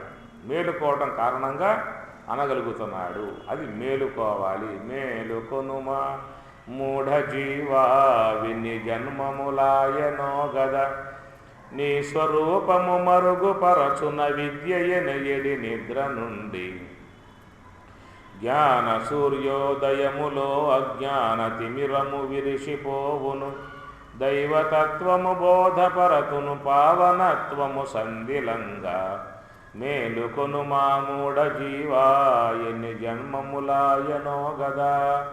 అయ్యా నిద్రపోతూ ఉన్నావు అని మహాత్ములు బోధిస్తూ ఉన్నారు. అన్యదా గృహణత స్వప్నః నిద్రాతత్వం అజానతః అని గౌడపాదాచార్యుల వారు మాండుక్య కార్యక్రమంలో రాస్తాడు. అన్యదా గృహణత స్వప్నః నిద్రాతత్వం అజానతః అజానతః తత్వం అజానతః. ఎంతకాలమైతే నీ స్వరూపమును తెలియకుండా ఉంటావో అంతకాలము నువ్వు నిద్రలో ఉన్నట్లే అన్నాడు. నిద్రా తత్వం అజానతః తత్వం నీ ఉనికి నీ యొక్క స్వరూపం నీలో ఉన్న బ్రహ్మం అజానతః తెలియకుండా ఉండటమే నిద్ర అని చెప్పి అన్నాడు. పైగా ఆ నిద్రపోతే ఏం చేస్తూ ఉన్నామను కలలుగంటూ ఉన్నాం. నిద్రపోతూ ఉన్నాం, కలలుగంటూ ఉన్నాం. సాధారణ నిద్రపోయిన తర్వాత నిద్రపోయేవాడు కలలు వస్తాయి. ఇప్పుడు మనం మేలుకునుండే నిద్రపోతూ ఉన్నటువంటి వాళ్ళం ఆయన దృష్టిలో. పడుకున్నాక నిద్ర వస్తుంది, ఆ నిద్రలో స్వప్నం వస్తుంది. అది మనం రోజు చూస్తున్న వ్యవహారం. మన ఆ మహాత్ముడు దృష్టిలో ఏమిటంటే నువ్వు పడుకుని లేవాయా, నువ్వు కూర్చునే ఉన్నావు, కూర్చుని ఉండే ఇప్పుడు నిద్రలో ఉన్నావు. ఏదో నిద్ర అంటే తత్వం అజానతః నిద్ర. నీవెవరో నీ స్వరూపం ఏమిటో నీ యొక్క మూల స్వరూపం నీ యొక్క యథార్థ స్వరూపం తెలియకుండా ఉండటం అనేటువంటిది నిద్ర అని ఆయన చెప్పుకొచ్చాడు. కూర్చునే ఉన్నావు, కళ్ళు తెరిచే ఉన్నావు, చూస్తూనే ఉన్నావు, నిద్రలో ఉన్నావు. ఏమిటి నిద్ర? నీ స్వరూపం తెలియకుండా ఉండటము నిద్ర. పైగా ఏం చేస్తున్నావు? కళ్ళగంటూ ఉన్నావు అన్నాడు. కలలగంటూ ఉన్నావు. అన్యదా గృహణత స్వప్నః స్వప్నం అన్యదా గృహణత స్వప్నః అన్యదా వేరుగా అనగా నీవు లోనున్నటువంటి చైతన్య వస్తువు బ్రహ్మమే నీవై ఉండి ఆ ఆత్మ నేను అనేటువంటి యొక్క యథార్థంలో లేకుండగా, ఆ యథార్థ జ్ఞానములో లేకుండగా నీ యందు అధ్యస్థముగా భాషించేటువంటి ఏ అనాత్మ వస్తువులైతే ఉన్నాయో ఆ అనాత్మ వస్తువుల యొక్క వాటిల్లో మునిగి అవే నేను అని చెప్పి అనుకుని, ఈ వ్యావహారిక వస్తువులని నావి అని చెప్పి అనుకుని, ఈ ప్రాపంచిక వస్తువులు మొత్తం నావి అని అనుకుని వ్యవహరించటమే స్వప్నము. అన్యదా అంటే వేరుగా, నీకంటే వేరుగా ఉన్నటువంటి అనాత్మ వస్తువులలో మునిగిపోయి ఈ దేహము నేను, ఈ వస్తువులు నాయి, ఇవన్నీ నాయి, పరివారం నాది, సంపదలు నాయి, ఇట్లా ప్రాపంచిక వస్తువుల యందు దేహాది సంఘాతమునందు వాటిల్లో మునిగిపోయి అవి నావిగా, ఈ దేహం నేనుగా చూసేవి నావిగా, ఈ దేహం నేనుగా చూసేవి నావిగా భావించుకుని వ్యవహారం చేయటమే అన్యదా గృహణతః స్వప్నః. స్వప్నాల్లో ఉన్నామన్నాడు. నిద్ర అంటే అజానతః తత్వం అజానతః నిద్ర. నీ స్వరూపము తెలియకుండా ఉండటం అనే నిద్రలో ఉన్నావు. అనాత్మ వస్తువులు దేహం నేనని, ఈ దేహ సంబంధ వస్తువులు నావి అని చెప్పి అనుకుంటూ ఉంటాము. ఇది స్వప్నము అన్నాడు. ఒక నిద్ర ఉన్నది, ఆ నిద్రలో స్వప్నాలు కూడా మనకి ఉన్నాయన్నమాట. తయోహ క్షీణే, ఆ రెండు పోతాయి. ఎప్పుడు పోతాయి? తురీయం పదం అశ్నుతే అన్నాడు. తయోహ క్షీణే, తయో ఆ రెండు పోతాయి, క్షీణే పోతాయి. ఎప్పుడు పోతాయి అంటే తురీయం పదమశ్నుతే. ఆ తురీయం యోగ సమాధి 4వ అనుభవాన్ని తురీయము అని చెప్పని అంటారు. ఆ అనుభవాన్ని పొందగలిగితే నీవు ఈ రెండు పోతాయి. నిద్ర పోతుంది, స్వప్నాలు పోతాయి, రెండు పోతాయి. కాబట్టి అప్పుడు నువ్వు మేలుకొన్నటువంటి వాడివి అన్నాడు. ఉత్తిష్టత జాగృత ప్రాప్యవరాను నిబోధత మనకు దీంట్లో వస్తుంది. ఉత్తిష్టత లే, జాగృత మేలుకొనుము అని కాటకవల్లి బోధిస్తూ ఉన్నది. అందువల్ల మనం నిద్రపోతూ ఉన్నామని చెప్పేసేసి అని ఆ నిద్ర అని చెప్పనంటే ఆ స్వరూపము యొక్క అనుభవం లేకుండా ఉండటమే నిద్ర అని చెప్పని. కాబట్టి మనం ఈ వ్యావహారికములో ఈ యొక్క వ్యావహారిక వస్తువు సంబంధం కలిగి ఉన్నటువంటి యొక్క మనము ఈ దేహం మరచి నిద్రపోతే స్వప్నం దోస్తుంది. ఆ తోసిన స్వప్నం మిథ్య అనేటువంటి జ్ఞానం ఇక్కడ మేలుకుంటే మనకి అప్పుడు అది మిథ్యా నిశ్చయం అవుతుంది. ఏమి ఆ స్వప్నావస్థలో ఉన్న నీవు మేలుకుంటే ఆ స్వప్నం మిథ్య అనే భావం ఏర్పడుతుంది. ఇక్కడ ఉండి మనం నిద్రపోతూ ఉన్నాం, ఆయన చెప్పినట్లుగా ఈ నిద్రలో ఉన్నాం, ఆ నిద్ర నుంచి మేలుకున్నాం, ఈ నిద్రలో ఉన్నాం. ఇక్కడ అనగా అవిద్యా సంబంధ నిద్ర నుంచి మేలుకున్నాము, ఈ మాయా సంబంధ నిద్రలో ఇంకా మనం మునిగి ఉన్నాం. ఈ మాయా సంబంధ ప్రభావంతో ఈ వ్యావహారిక వస్తువులు నావిగా, ఈ దేహం నేనుగా అనే భావంతో ఉన్నాం. కాబట్టి ఇది మాయా దోష సంబంధము అన్నారు. అవిద్య నిద్రా దోషము వల్ల అది తోసింది, అవిద్య నిద్రా దోషం పోయింది కాబట్టి అవి పోయింది, అది మిథ్య అని చెప్పి అనుకున్నాం. ఇక్కడ మాయా దోషం పోవాలి కదా. మమ మాయా దురత్యయ అన్నాడు పరమాత్మ గీతలో. నా మాయ దాటడం అంత సులువైనటువంటి యొక్క వ్యవహారం కాదు. ఏమి నిద్రాదోషాన్ని జయించి బయటపడ్డావు, నిద్రాదోషం జయించి బయటపడ్డావు కాబట్టి ఆ నిద్రాదోషంతో తోసినటువంటి యొక్క స్వప్న ప్రపంచము మిథ్య అన్నటువంటి విషయంగా బయటపడగలిగావు. మరి యొక్క మాయా సంబంధమై ఉన్నటువంటి ఈ వ్యావహారిక వస్తువు యొక్క నిద్ర నుంచి బయటపడాలని చెప్పి అన్నట్లయితే ఎప్పుడు పడతావు అని చెప్పని ఈ వ్యావహారిక సంబంధమై ఉన్నటువంటి యొక్క వస్తువులు దాటుకుంటూ పోగలిగితే అప్పుడు నువ్వు పారమార్థిక అనుభవాన్ని పొందగలిగితే ఆ పారమార్థిక అనుభవాన్ని బట్టి ఈ వ్యావహారికమై తోసేటువంటి యొక్క ఈ జగత్తు కూడా మిథ్య అనేటువంటి భావన అప్పుడు కలుగుతుంది. అది అర్థమైన మాటలేమన్నా. అది కాబట్టి నీ కల్పనగా తోసింది స్వప్నం, అందువల్ల నీకు మిథ్య అన్న నిశ్చయం ఏర్పడింది. ఈ వ్యావహారిక విశ్వం నీ కల్పన వల్ల ఏర్పడింది కాదు, ఈశ్వరుని యొక్క మాయా కల్పనతో ఏర్పడింది. దాని నుంచి సులభంగా బయటపడ్డావు, ఆ విశ్వం నుంచి బయటపడ్డావు. అది మిథ్య అనే విధానంగా దాని యొక్క సంబంధ బాధలు కానీ, దాని యొక్క సంబంధ దుఃఖాలు కానీ, దాని యొక్క సంబంధ వేదనలు కానీ నీకు లేవుట. మేలుకున్న తర్వాత నేడుస్తారా చెప్పండి? రాత్రిపూట నిద్రలో ఉన్నావు, దొంగ వచ్చాడు, బీరువాళ్ళు డబ్బు తీసుకున్నాడు, పారిపోయాడు, నీ కళ్ళ ముందే పోతూ ఉన్నాడు, పెద్ద పెద్ద గరిశావు, అయినా పట్టుకోలేకపోయావు, ఏడుస్తూ కూర్చున్నావు, ఆ దుఃఖంతో బాధపడ్డావు స్వప్నావస్థలో ఉన్నప్పుడు. స్వప్నావస్థ నుంచి బయటికి రాగానే అప్పుడేమైంది? ఇల్లు పోయింది, ప్లాట్లు పోయాయి, భర్త బెడ్లో మొత్తం అందరూ పోయారుగా. స్వప్నావస్థ నుంచి బయటపడ్డప్పుడు, స్వప్నావస్థలో ఉన్నప్పుడు కేవలం బంగారం మాత్రమే పోయింది. ఆ స్వప్నావస్థ నుంచి బయటపడ్డప్పుడు ఏమవుతుంది? మొత్తం పోయాయన్నమాట. అప్పుడు ఎంత దుఃఖం రావాలి మనకి? దుఃఖం రావాలిగా. స్వప్నావస్థలో కేవలం ఒక బంగారపు వస్తువు పోతే ఏడ్చావు కదా. ఇప్పుడు స్వప్నావస్థ మొత్తం పోయిందిగా. ఆ స్వప్నావస్థతో పాటు ప్రాపర్టీలు, బిల్డింగు మొత్తం పోయాయి కదా. ఇప్పుడు పొద్దున్న లేచి ఆడవాలి కదా ప్రతి ఒక్కడు, పోయినాయి అని చెప్పేసి అని ఏడుస్తున్నారా? అట్లాగా ఏడ్చేటువంటి యొక్క విధానమే బహుశా ఎన్నట్లయితే చెప్పండి. అందరూ లెగవగానే ముందు దుఃఖంతో కొంత లెక్క ఏడవాలి, ఆ తర్వాత మిగతా పనులు చేసుకోవాలి. కానీ ఎందుకు ఏడవటం లేదని చెప్పనంటే వాడికి మిథ్య అన్న జ్ఞానం కలిగింది, సత్యం అనే జ్ఞానం లేదు వానికి. నిద్రలో ఉన్నప్పుడు సత్యం అనే జ్ఞానం ఉన్నది, అక్కడ సత్యం అనే జ్ఞానం ఉండటం కారణం ఏమిటి? ఇక్కడ సత్యం కాదన్న జ్ఞానంలో ఉండటం కారణం ఏంటి? అక్కడ నిద్రా దోషం ఉంది కాబట్టి సత్యం అన్న జ్ఞానంలో ఉన్నాడు. అక్కడ ఆ నిద్ర అనే దోషం, అవిద్యా ప్రభావ దోషం పోయింది కాబట్టి అది మిథ్య అనేటువంటి భావనగా ఉన్నాడు.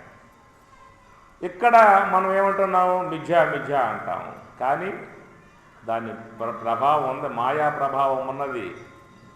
విన్నాం కాబట్టి మిథ్య అన్నాం. అర్జునుడు ఏమన్నాడు?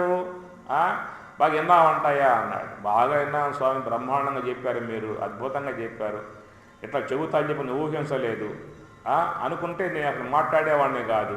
విషాదయుగం కూడా నీకు అప్పచెప్పేసేవాడిని, విషాదయుగం కూడా నీకు అప్పచెప్పేసేసేవాడిని. నాకు తెలియక, ఇంత బాగా చెబుతాని చెప్పి తెలియక ఏడ్చాను, బ్రహ్మాండంగా విన్నాను అన్నాడు. మరి ఇంత వల్ల నీకేం పోయింది?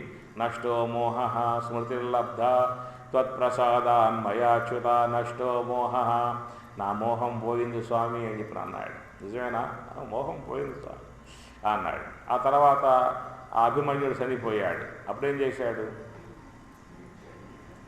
బోర్ని అడవటం ఆరంభం చేశాడు. ఏమై మోహం పోయిందని చెప్పి అన్నావు కదా, ఏడుస్తున్నావు. అది సామాన్య మోహం పోయిందే కానీ విశేష మోహం పోల.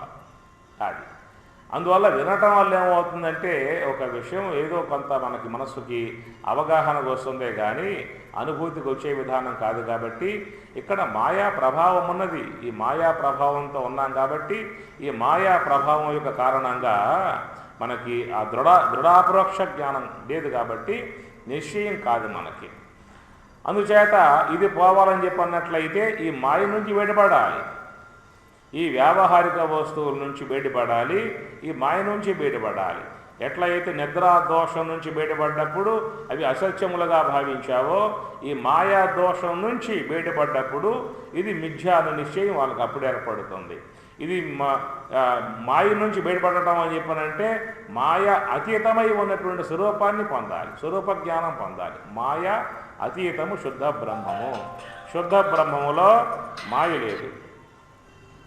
శుద్ధ బ్రహ్మము అని చెప్పనంటే మాయకు అతీతమై ఉన్నటువంటి వస్తువు కాబట్టి అంతర్ముఖ వృత్తి ద్వారా నివృత్తి మార్గము ద్వారా అట్టి ఆ యొక్క అపరోక్ష జ్ఞానాన్ని పొందినప్పుడు వానికి ఈ మాయా ప్రభావము ఉండదు. మన వ్యావహారికములో ఉన్నంత వరకు ఈ మాయా ప్రభావము ఉంటుంది. ఏం చెప్పాడు ఇక్కడ? నా ప్రవచనేనా నమేధయా నా బహునా శృతేనా. పై చెప్పుకున్నాం ఇందాక మనము, ప్రవచనముల వల్ల నీకు అది స్వరూప అనుభవం కలిగే అవకాశం లేదు. నా బహునా శృతేనా, అనేక విన్నంత మాత్రంతో నీకు మాయా మిథ్య ఎంత చెప్పుకున్నా కానీ నీకు అనుభవానికి వచ్చే అవకాశము లేదు. ఏవ ఏష వృణుతే తేన లభ్య. ఎవడైతే దానిని ఇష్టపడి కష్టానికి ఓర్చుకుని మరి ఆ మార్గంలో పయనిస్తాడో, దాని స్వరూప జ్ఞానాన్ని పొందుతాడో వాడికి మాత్రమే ఆ అనుభవం వచ్చే విషయం అని చెప్పని వాడు మాయను దాటినవాడు. అట్టి వాడికి వ్యావహారిక వస్తు విషయంలో కూడా దుఃఖానికి గురికాడు. మనం ఎట్లయితే ఆ ప్రాతిభాషిక వస్తువు నుంచి బయటపడ్డప్పుడు అది మిథ్యా నిశ్చయం కలిగినప్పుడు లేకపోయినా దుఃఖం కలగలేదో, అట వ్యావహారిక వస్తువు కూడా బయటపడ్డప్పుడు వాడు మాయ దాటడం వల్ల వాడు బయటపడ్డాడు. నిద్రా దోషం అవిద్యా దోషం దాటడం వల్ల మనం బయటపడ్డాం. కానీ మాయా దోషం ఉంది ఇక్కడ. కాబట్టి రెండు కూడా ఆ బ్రహ్మమునందు లేదు. కాబట్టి యస్య బ్రహ్మచ క్షత్రంచ ఉభే భవతి ఓదన. ఆ రెండు కూడా ఆ బ్రహ్మమునకు ఓదన అన్నము అన్నాడు. అంటే ఒక అలంకార రూపముగా చెప్పుకొస్తున్నాడు ఇక్కడ. దానిని అలంకార రూపముగా చెప్పుకొచ్చేటువంటి ఒక వర్ణాత్మక విషయం అన్నమాట. ఉభే భవతి ఓదన. అది అన్నం అంటే అన్నం అంటే ఆయన తింటాడు కూర్చొని చెప్పానే. మనం ఏదో అన్నరాసులు వండి పెడితే ఒక పెద్ద ప్రోగేస్తే ఆయన గారు వచ్చి కూర్చుంటాడు. మృత్యు యస్య ఉపశేషణ మృత్యుదేవతని పక్కన పచ్చడిగా పెడితే, ప్రియా పచ్చడిగా పెడితే అది వేసుకుని కాస్త నాగుతూ తింటాడు అని కాదు అర్థం ఎక్కడ. అట్లా అక్షరార్థాలుగా పోకూడదు. వాటిల్లో ఉన్న లాక్షణిక అర్థాన్ని గ్రహించాలే కానీ కొన్ని వాక్యార్థాలు ఉంటాయి. ఆ వాక్యార్థాలకు మనం పోయామనుకో అర్థం గోచరించే అవకాశం ఉండదు. దాన్ని అది అంతరార్థం అన్నారు. ఒక విషయం ఉందంటే ఆ విషయానికి అంతరార్థము అంటారు. అంతరార్థం అంటే పరంపరార్థమే అంతరార్థము. అంతరంటే లోపల, దాని పరంపరార్థమే అంతరార్థము అని చెప్పిన అంటారు. అనగా మన ముందున్నటువంటి యొక్క ఆ పదార్థములకి పోకూడదు. ఆ పదములలో ఉన్నటువంటి యొక్క పారమార్థిక వేరే అర్థం దాంట్లో ఉంటుంది. ఆ అర్థంలోకి పోగలిగితే మనకు వాటి యొక్క అనుభవం వచ్చే అవకాశం ఏర్పడుతుంది. కాబట్టి యస్య బ్రహ్మచ క్షత్రంచ ఉభే, ఈ రెండు కూడా ఓదన అంటే ఆ బ్రహ్మమునందు వ్యావహారికమై ఉన్నది కానీ ప్రాతిభాషికమై ఉన్నది కానీ రెండు కూడా ఓదన లయమైపోతాయి. దాన్ని తినేస్తాడు, లయమైపోతాయి. ఒక విషయం ఏంటంటే మనకు చెప్పుకునే మాట, ఆ ప్రళయ సమయంలో విశ్వమంతా మొత్తం కూడా ఆయన లయింపజేసుకుంటాడు అని చెప్పిన మాట వాడుతూ ఉంటాం.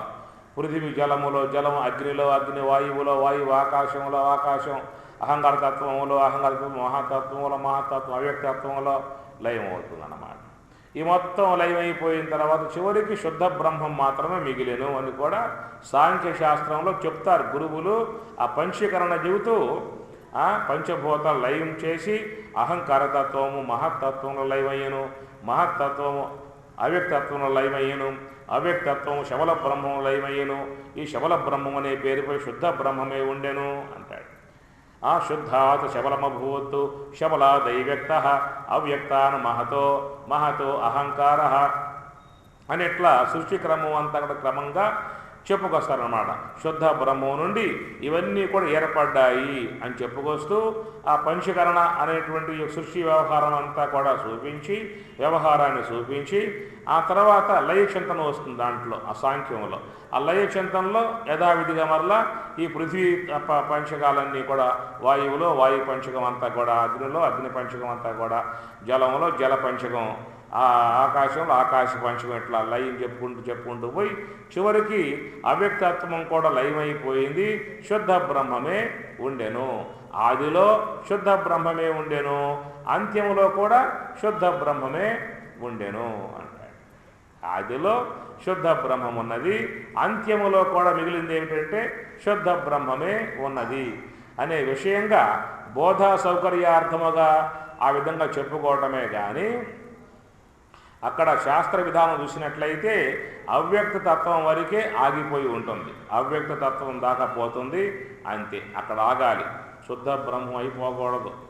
ఈ సృష్టి లయమైపోయి శుద్ధ బ్రహ్మము అయిపోకూడదు. శుద్ధ బ్రహ్మం కనుక అయిపోయిందా అంటే ఈ లోకంలో ఉన్నటువంటి జీవుల కర్మలన్నీ కూడా లయమైపోతాయి అన్నమాట. జీవత్వమే లయమైపోతుంది. అప్పుడు మోక్షం కోసంగా ప్రయత్నం చేసిన వాడికి మోక్షం వస్తుంది, మోక్షం కోసం ప్రయత్నం చేయని వానికి కూడా మోక్షం వచ్చేస్తుంది. ఇప్పుడు మోక్షం కోసం ప్రయత్నం చేసిన వాడు సంతోషమే, వాడి బ్రహ్మైక్యం అయిపోయిందయ్యా, నా అనుకున్న తీరిపోయింది, నా కోరిక నెరవేరింది, నా లక్ష్యం సిద్ధించింది, సంతోషపడతాడు. మరి వీళ్ళు మళ్ళా జన్మించాలి, ఉత్తమ భోగాలు పొందాలి, ఉత్తమ లోకాలకు పోవాలి, భూలోకానికి రావాలి, మళ్ళా పుట్టాలి అనుకుని వాడు ఎన్నో చేసుకున్నాడు, ఎంతో పుణ్యం సంపాదించుకున్నాడు. వాడేమో అంటాడు, వాడు బాధపడతాడు, నేను వద్దనుకున్నాను నాకు ప్రాప్తించింది అనేటువంటి భావన. కాబట్టి మీకు భగవద్గీతలో చెప్పలా మాట, అవ్యక్తాత్ వ్యక్తయ సర్వాః ప్రభవంతి ఆహ ఆగమే రాత్రి ఆగమే ప్రలీయంతే తత్రైవావ్యక్త సంజ్ఞకే. రాత్రి ఆగమే ప్రలీయంతే తత్ర అవ్యక్త సంజ్ఞకే. అవ్యక్తత్వంలో ఉంటుంది, మళ్ళీ సమిష్టి మాయలో విశ్వమంతా ఉంటుంది.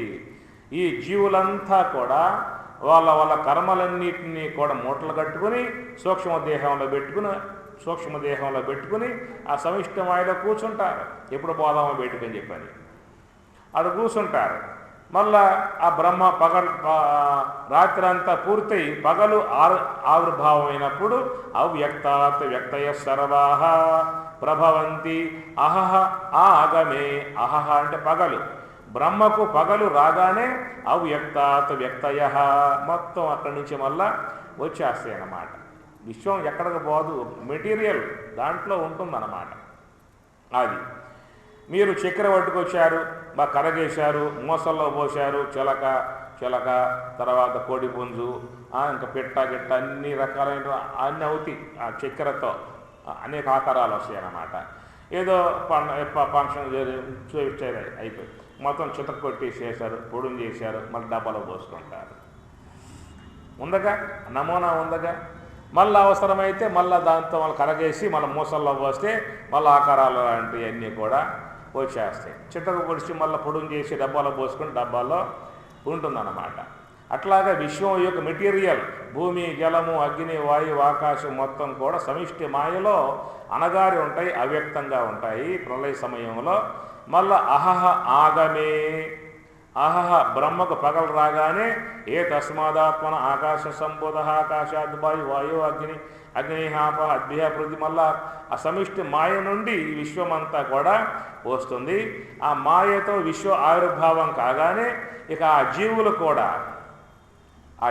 కూడా చక్కగా మరి ఒళ్ళంతా ఇరుసుకుని లోన మూటలన్నీ సర్దుకుని మరలా పదండ్రాయికి పోదామని చెప్పేసేసి అని అందరూ ఉత్సాహంగా అలా మూటలన్నీ భుజాన్ని వేసుకుని మళ్ళా వచ్చేస్తారు. మళ్ళా కాపరాలు, మళ్ళా పెళ్ళిళ్ళు, మళ్ళా సంసారాలు, మళ్ళా బిడ్డలు, మళ్ళా ఇవన్నీ కూడా మళ్ళీ యథావిధిగానే యథాపూర్వం అకల్పయతు. ముండకం చెప్పింది ఈ మాట. యథాపూర్వం అకల్పయతు. పూర్వం ఏ ప్రకారంగా ఉందో ఆ ప్రకారంగానే వస్తుంది. కొత్త విధానం రాదు. కొత్త విశ్వం మళ్ళీ ఆవిర్భావం అయ్యేది కాదు. కొత్త విధానమే లేదు అన్నమాట. నువ్వు ఇంతకుముందు ఏ సూక్ష్మదేహం ధరించి ఏ సూక్ష్మదేహంతో అనేక దేహాలు ధరిస్తూ వచ్చావు, అదే సూక్ష్మదేహంతోనే నీ వ్యవహారం కొనసాగించుకోవాలి. నీ విధానంలో కూడా పదబద్దని సూక్ష్మదేహం కొత్తది తయారు చేసి ఆయనే ఇవ్వడు. దేవుడు గారు ఇంతకాలంగా వాడుకున్నాను, మనసు అంత అరిగిపోయింది, బుద్ధి అరిగిపోయింది, ఇంద్రియాలు మొత్తం పాత అయిపోయాయి, అరిగిపోయాయి ఇంద్రియాలు, అలా కొత్త సూక్ష్మదేహం ఇస్తే ఫ్రెష్గా వాడుకుంటా అని చెప్పని అంటావా స్వామివారితో? ఏమ్మా ఎక్కడ ఉన్నా ఏమి లేదు, ఆ పాత వాడుకోవాల్సిందే. అట్లా విశ్వం కూడా బ్రహ్మదేవుల వారు, ఆ బ్రహ్మదేవుడి యొక్క ఆయువు అయిపోయింది. తే బ్రహ్మలోకేశ పరా అంతకాలే. ఆ బ్రహ్మ కాస్త బ్రహ్మ మోక్షంలోకి వెళ్ళిపోయాడు. ఆ బ్రహ్మ వెళ్ళిపోయాడు. కొత్త బ్రహ్మగారు వస్తారనుకో. ఈ కొత్త బ్రహ్మ వచ్చినప్పుడు స్వామి నిర్మాణం చేయాలంటే ఎట్లా పదార్థాలని చెప్పని అంటాడు. తీసుకో, లోపల ఉన్నాయి, మాయలో ఉన్నాయి, యథావిధిగా నిర్మాణాత్మకం అంతా చేసుకో అని చెప్పి. నాకు వద్దయ్యా, ఆ పాత బ్రహ్మ ఆయన చేసుకున్నాడు, అవన్నీ వాడుకున్నాడు, ఆయన వాడుకునే నాకు అవసరం లేదు, నాకు కొత్తగా ఫ్రెష్గా ఇవ్వమని చెప్పానంటే కొత్తగా ఇచ్చేది ఏముంటుంది అబ్బాయి?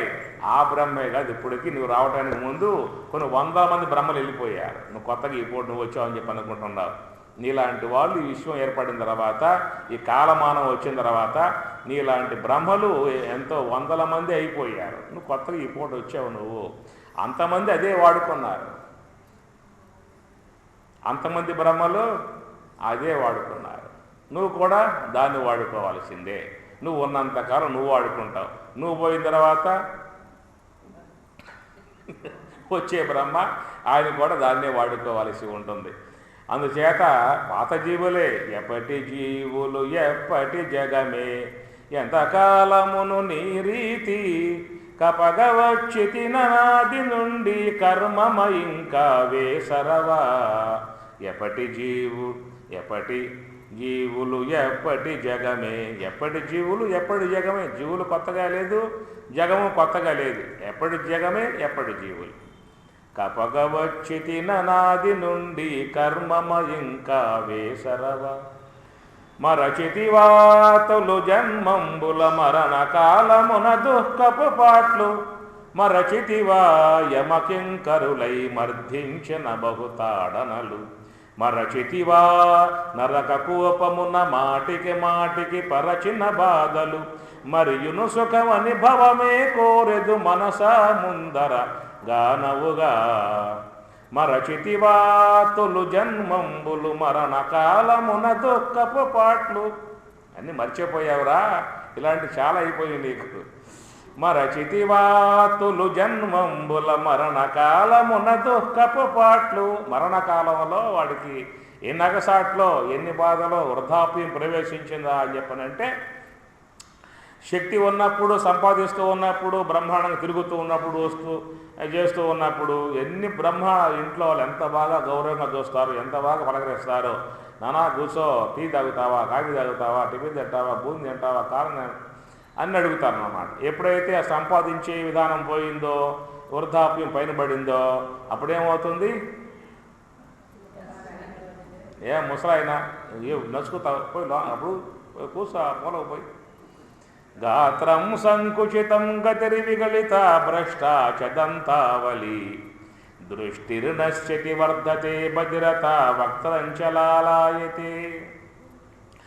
గాత్రం సంకుచితం. గాత్రం దేహం సంకుచితం, శిథిలమైపోయింది, ముడతల పడిపోయింది, బాగా జీర్ణింపబడింది. దేహం అంతా శక్తిహీనమైపోయింది. నడవలేడు, కూర్చోలేడు, లేగవలేడు, తినలేడు, తినటానికి పెట్టరు. తిందామంటే ఉంటుంది. పెట్టరు, తిన్నా అరగదు. తినటానికి వాళ్ళు పెట్టరు, వాళ్ళు పెట్టినా తిన్నా అరగదు. ఇలాంటి పరిస్థితి అన్నమాట. గాత్రం సంకుచితం గతిరి విగళిత విగళిత నడక తడబడతా ఉంటుంది.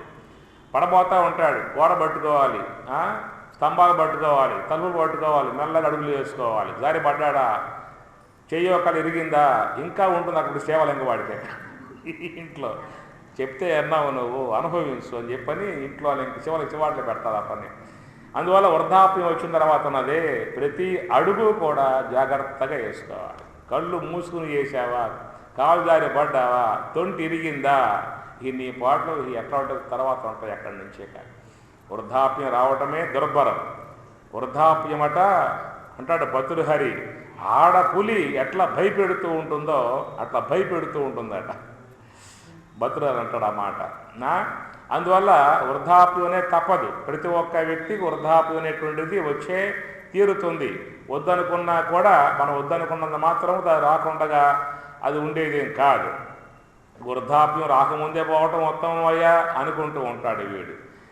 పని పావోసుగా, కానీ పాబుద్ది పుట్టడం మనసు ఒప్పుకుంది ఆవిడగా. ఏమి ఎంత వృద్ధాప్యం పైన పడ్డా, ఎంత జర్జితమైపోయా, కళ్ళు కనపడకపోయినా వినపడకపోయినా, తినే పండు లేకపోయినా, నడిచే శక్తి లేకపోయినా, ఎట్లాగో ఆ దేహంతో ఆ దేహం ఈడ్చుకుంటూ అయినా గవర్నమెంట్ ఆసుపత్రికి పోతాడు. ప్రైవేట్ ఆసుపత్రికి పోలేడు, డబ్బు పెట్టాడు కాబట్టి గవర్నమెంట్ ఆసుపత్రికి పోతాడు. అక్కడ ఫ్రీగా మందులు ఇస్తారు కదా, ఆడకు పోతాడు. డాక్టర్ గారు ఈ దేహాన్ని కొయ్యండి, కొట్టండి, కాపాడండి, మీ ఇష్టం, మీ చేతిలో పెట్టేస్తున్న దేహాన్ని మీరేం చేసినా నా సంతోషమే, రక్షించండి, కాపాడండి, ఇంటికి బాగా పోయేట్లుగా చెయ్యండి అని చెప్పని అంటాడు. అందువల్ల గాత్రం సంకుచితం గతిరి విగళిత భ్రష్టాచదంతావలి, ఉన్న పండ్లు కాస్త ఉడి భ్రష్టాచదంతావలి దృష్టిర్నశ్యతి వర్ధతే భద్రత వక్తరంచ లాలాయతే. వక్తరంచ నోటేమంటే సొంగ కారుతా ఉంటుందన్నమాట. లాలాయతే అన్నాడు. హా కష్టం పురుషస్య జీర్ణవయస, హా కష్టం పురుషస్య జీర్ణవయస. హా కష్టం, ఎంత కష్టమో, పురుషస్య ఆ పురుషుని యొక్క జీర్ణ వయస, ఆ వయసు కాస్త జీర్ణింపబడిందా అని చెప్పనంటే ఎన్ని కష్టాలు వాడికి వచ్చి పడతాయో అని చెప్పను. హా కష్టం పురుషస్య జీర్ణ వయస పుత్రోపి అమిత్రాయతే. పుత్రులు కూడా అమిత్రులైపోతారు. పుత్రోపి అమిత్రాయతే, పట్టించుకోరు. అంతకుముందు బ్రహ్మాండం చూసుకున్నారు, పట్టించుకోరు. నాన్నగారు ఇంట్లో ఉంటే ఇబ్బంది అయ్యా నువ్వు, నాకు ఇబ్బందే, మా ఆవిడికి ఇబ్బందే, ముఖ్యంగా మా ఆవిడ ఒప్పుకోవటం లేదు నువ్వు ఉంటాము, అందువల్ల నీకు మంచి ఏర్పాటు ఒకటి చేశాము, మంచి పొరుగు ఉంటుంది, ఫ్యాన్ ఉంటుంది, స్నేహితులు ఉంటారు, బంధం ఉంటుంది అని చెప్పేసి అని ఇప్పుడు కారు ఎక్కించుకుంటాడు. ఆ బ్యాగ్ మొత్తం సర్దేసి పెట్టేస్తాడు. ఆ పన్నే చక్కగా తీసుకెళ్ళి ఇదిగో నీ యొక్క శరణాలయం, నీ దేవాలయం నీవి ఇక్కడ, అంతా నీ తోటి వాళ్ళు అంతా ఉంటారు, ముచ్చటించుకోవచ్చు, మాట్లాడుకోవచ్చు, క్యారమ్ బోర్డులో ఆడుకోవచ్చు, ఇంకా ఏమన్నా ఆడుకోవచ్చు, ఇంకా బ్యాడ్మింటన్ ఆడుకోవచ్చు, మీతో అందరూ కాకుంటారు కదా. అది అక్కడ పడేస్తారు. ఆ పన్నే అయ్యా ఈయన చూసుకోండి, గమ్మగా మీరు ఈ డబ్బు ఇచ్చేస్తున్నా అని చెప్పి నేను అప్పచెప్పిపోయే విధానాలు అయిపోయింది. ఈనాడు వృద్ధాశ్రమాలు కూడా ఒక మంచి వ్యాపారం అయిపోయింది. ఇప్పుడు డబ్బు కట్టించుకుంటారన్నమాట. పక్క నుంచి సందాలు కూడా వసూలు చేస్తారు. ఇంతమందిని పోషిస్తూ ఉన్నాం, ఇంతమంది వృద్ధులు మా ఆశ్రమంలో ఉన్నారు, ఇంతమంది సేవ చేస్తున్నాం అని చెప్పి అనగానే కొంతమందికి ఆ దాతలు కూడా ముందుకు వచ్చి డబ్బులు కూడా ఇస్తూ ఉంటారు. అలా పెట్టుకున్నా కూడా వాడు మంచి వ్యాపారంగా డబ్బు బాగా సంపాదించిన అవకాశం. వృద్ధాప్యం మీద ఉన్నటువంటి యొక్క వ్యాపారం ఆ విధంగా. హా కష్టం పురుషస్య జీర్ణ వయస పుత్రోపి అమిత్రాయతే భార్య న శుశ్రూషతే అన్నాడు చివరకు భర్తృహరి. భార్య న శుశ్రూషతే. అయ్యా ఏమి సేవ చేసేది, నాకు కాళ్ళు పోయి చెప్పులు పోతానని చెప్పి ఆమె కూడా అట దండం పెట్టేస్తుందట. అలాంటి యొక్క విధానం వృద్ధాప్యం తప్పదు, అది వచ్చే తీరుతుంది. అందువల్ల వయసు పైబడిన తర్వాత, వృద్ధాప్యం వచ్చిన తర్వాత మనం జాగ్రత్తగా ఉండాల్సి ఉంటుంది. చాలామంది ఉపన్యాసకులకి వచ్చేవాళ్ళు వృద్ధులు ఎక్కువ మంది వస్తారు, యువకులు తక్కువ మంది ఉంటారు. ఎందువల్ల కర్మ.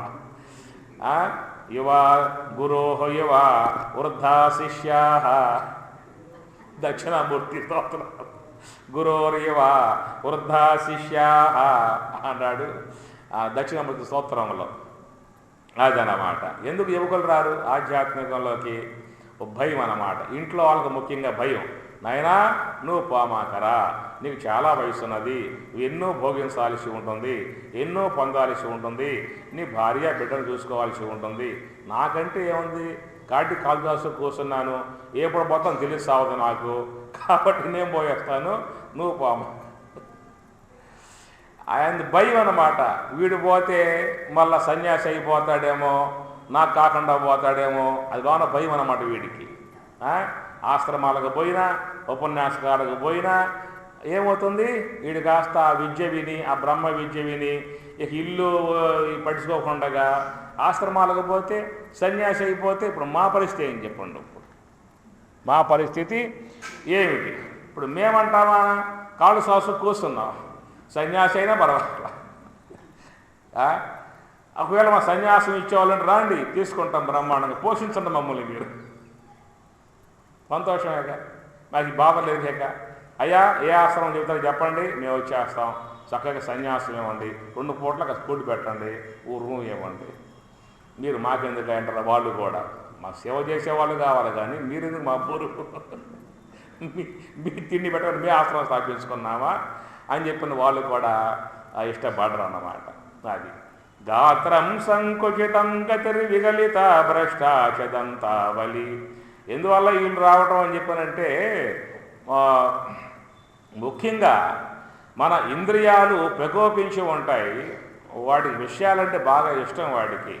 కాబట్టి వయసులో ఉన్నప్పుడు ఇంద్రియ ప్రకోపం బాగా ఉంటుంది, కాబట్టి ఇంద్రియముల యొక్క వేగం బాగా ఉంటుంది, కాబట్టి అవి యథేచ్ఛగా విషయాలు పొందేందుకు బాగా మంచి అనుకూలంగా ఉంటాయి. కాబట్టి ఆ విధంగా అవన్నీ కూడా బ్రహ్మాండంగా పొందుతాయి అన్నమాట. ఇంద్రియాలు వాడు ఏవైతే ఇష్టమై ఉన్నాయో అవన్నీ కూడా తమ ఇష్టతలను ఆ యొక్క వయసులో ఉన్నటువంటి దేహాన్ని అడ్డు పెట్టుకుని నిర్వర్తింపజేసుకుంటాయి ఆ ఇంద్రియాలు, ఆ మనస్సు అన్నమాట.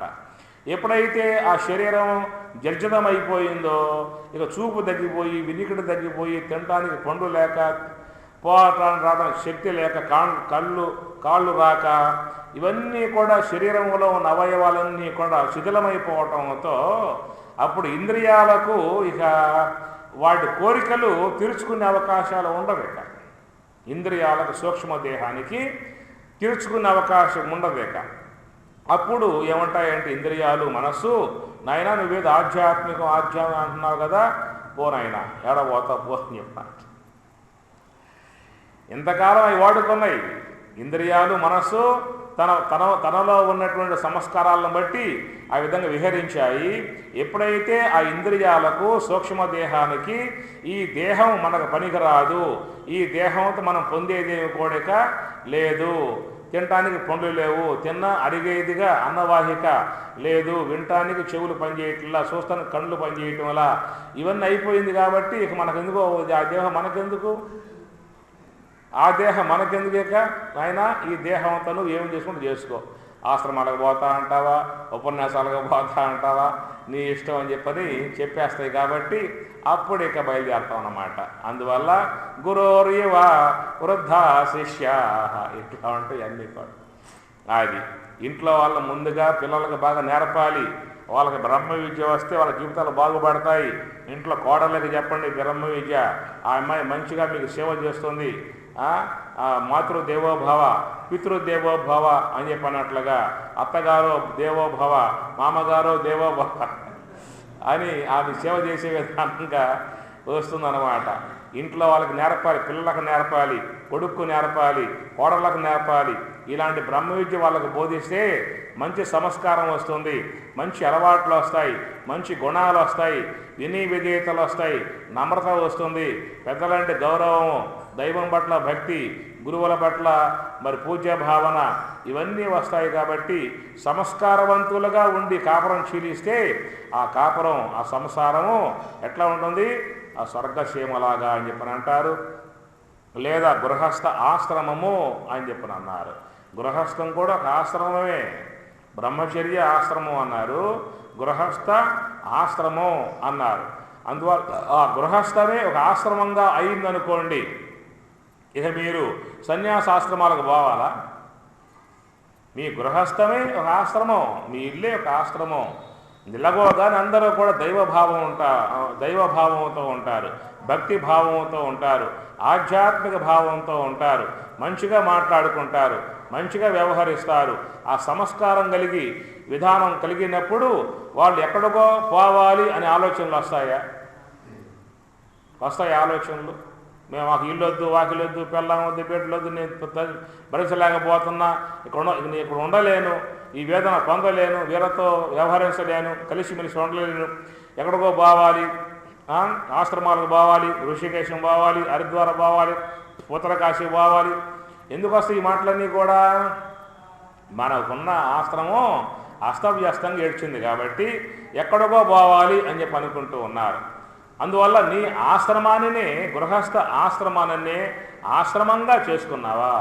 ఆశ్రమం అంటే అర్థం ఏమిటి?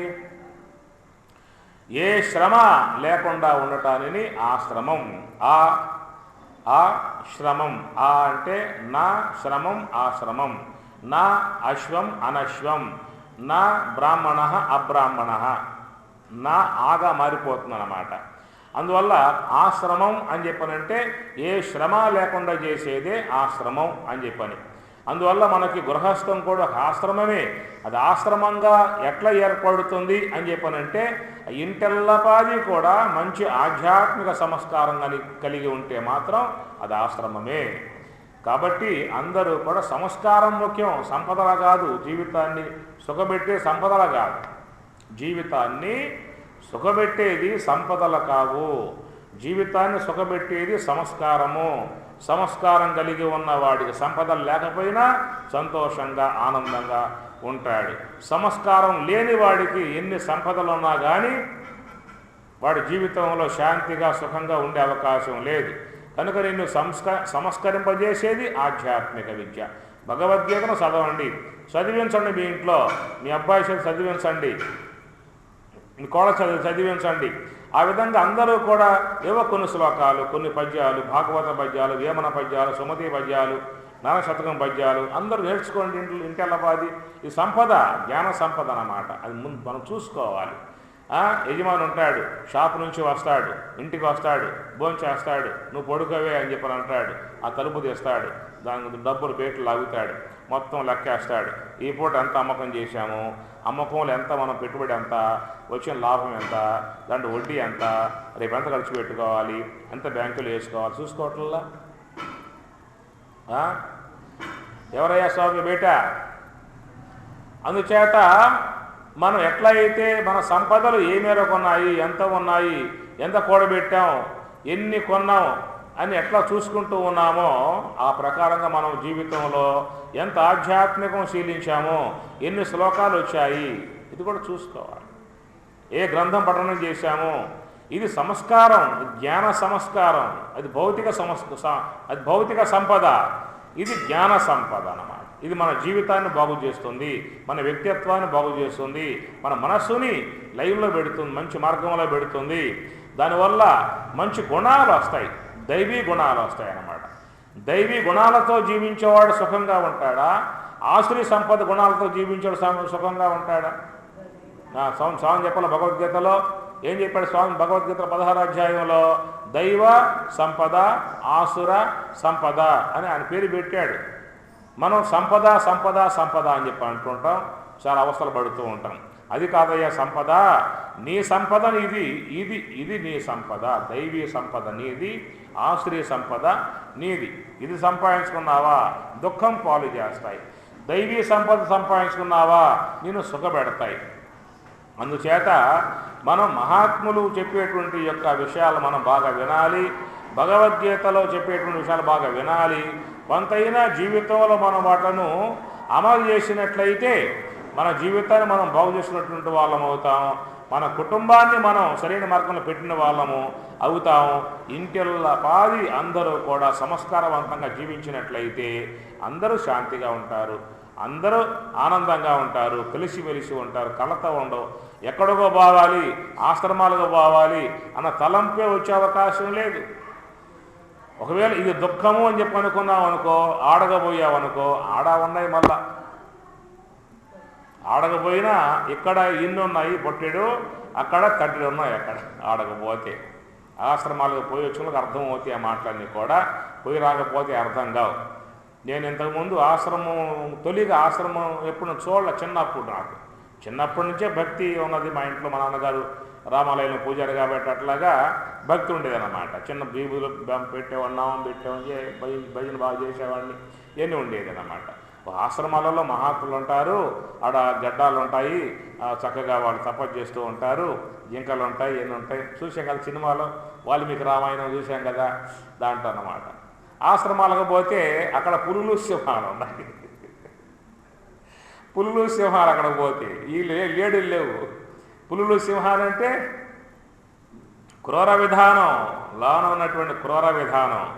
ఆశ్రమంలో 20 మంది ఉన్నారు అని చెప్పానంటే, ఈ 20 మంది నిజంగా ఆశ్రమం పట్ల అపేక్ష కలిగి వైరాగ్యముతో జ్ఞానం కోసంగా వచ్చిన వాళ్ళు ఎంతమంది, ఇంట్లో అమ్మగారు తరిం కొడితేనో, ఉన్న సంపదలు పోతేనో, ఉన్న ఉద్యోగం ఊడితేనో, ఎవడు కూడు పెట్టకపోతేనో చేరే వాళ్ళు ఎంతమంది?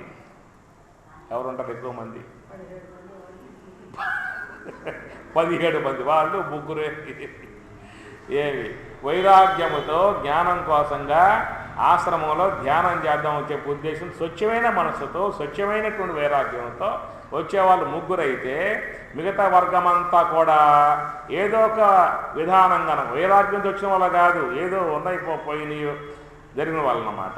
మరి ఇలాంటి వాళ్ళు అక్కడ చేరినప్పుడు వాళ్ళ సంస్కారాలు పనిచేస్తాయి, వాళ్ళ యొక్క పూర్వపు సంస్కారాలే పనిచేస్తాయి, వాళ్ళకి లోనున్న ద్వేషాలు పనిచేస్తాయి, కక్షలు పనిచేస్తాయి, వీరాలు పనిచేస్తాయి, ఇవన్నీ ఉంటాయి అన్నమాట. అందుచేత ఎవరికి వారే సంస్కరింపజేసుకోవాలి, ఎవరి వ్యక్తిత్వాన్ని వాళ్ళే బాగు చేసుకోవాలి అని చెప్పి అన్నప్పుడు, నువ్వు ఆశ్రమం కాదు బాగు చేయాల్సింది, ముందు నీ కుటుంబాన్ని బాగు చేసుకో, నీ గృహాన్ని బాగు చేసుకో. యజమానిగా ఉన్నటువంటి యొక్క నీవు, యజమానురాలుగా ఉన్నటువంటి యొక్క నీవు ఆ యొక్క జ్ఞానబోధ కొంతైనా అధ్యయనం చేసి నీ బిడ్డలకు చిన్నప్పటి నుంచే భాగవత పద్యాలు బోధించు, సుమతి పద్యాలు బోధించు, నవశాస్త్ర పద్యాలు బోధించు.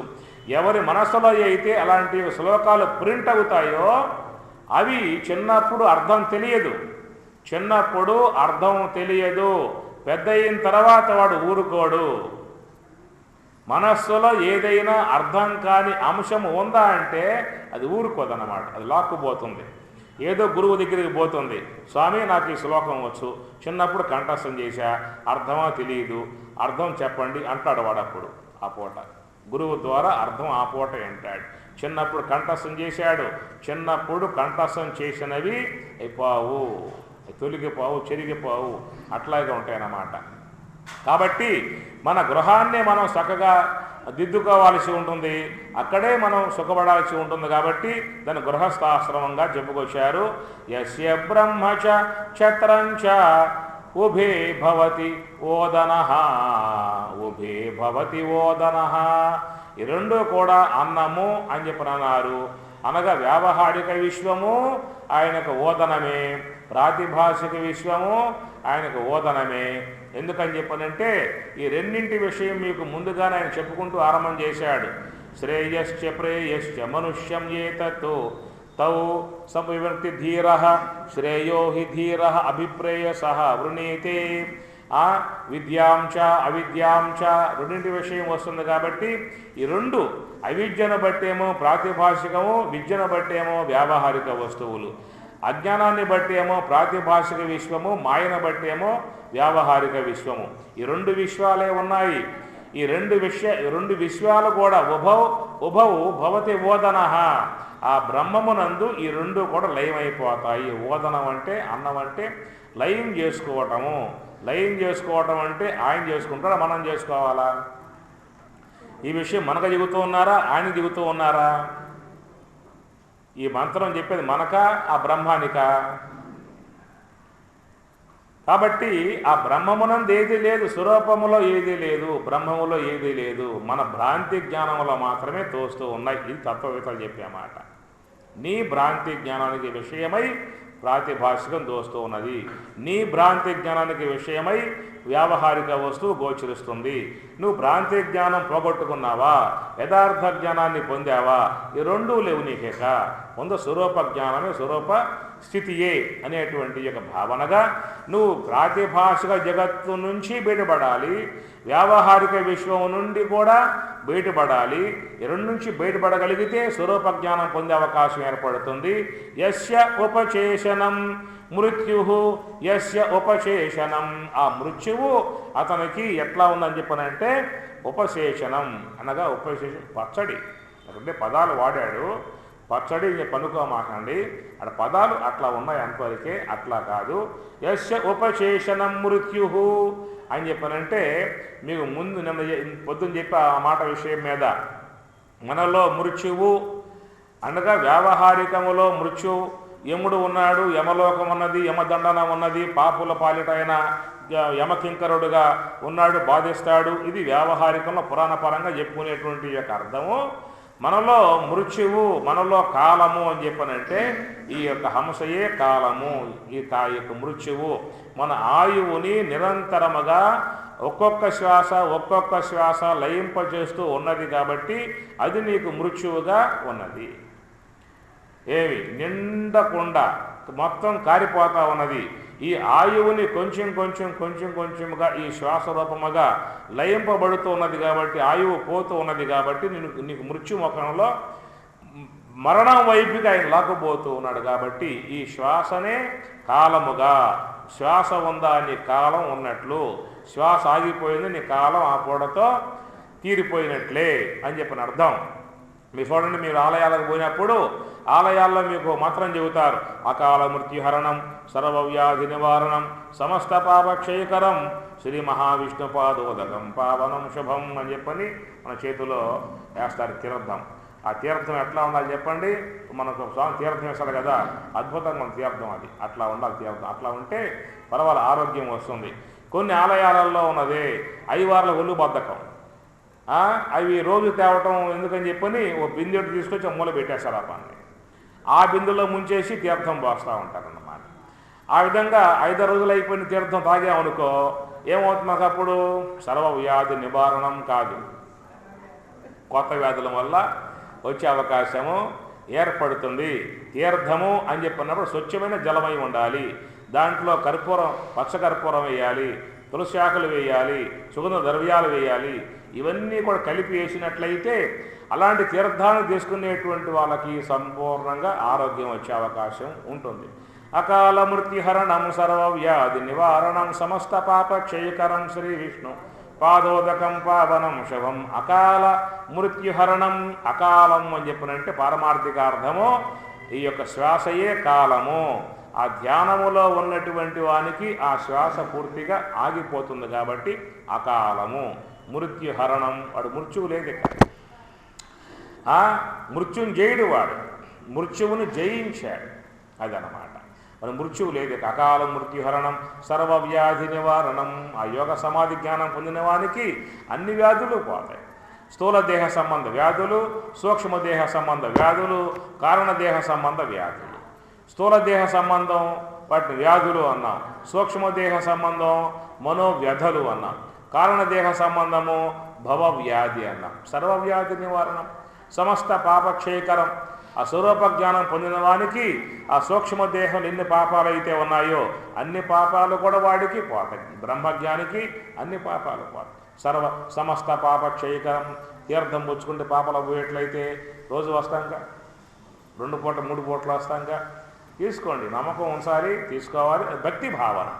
భక్తి భావంగా రావాలి, నమస్కారం చేయాలి, తీర్థం పుచ్చుకోవాలి, ప్రసాదం స్వీకరించాలి.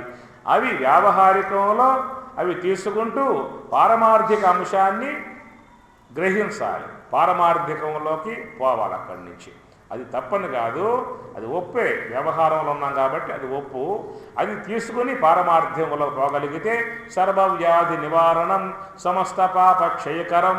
సమస్త పాపాలన్నీ కూడా తొలగిపోతాయని చెప్పినారు. కాబట్టి అకాల మృత్యు హరణం.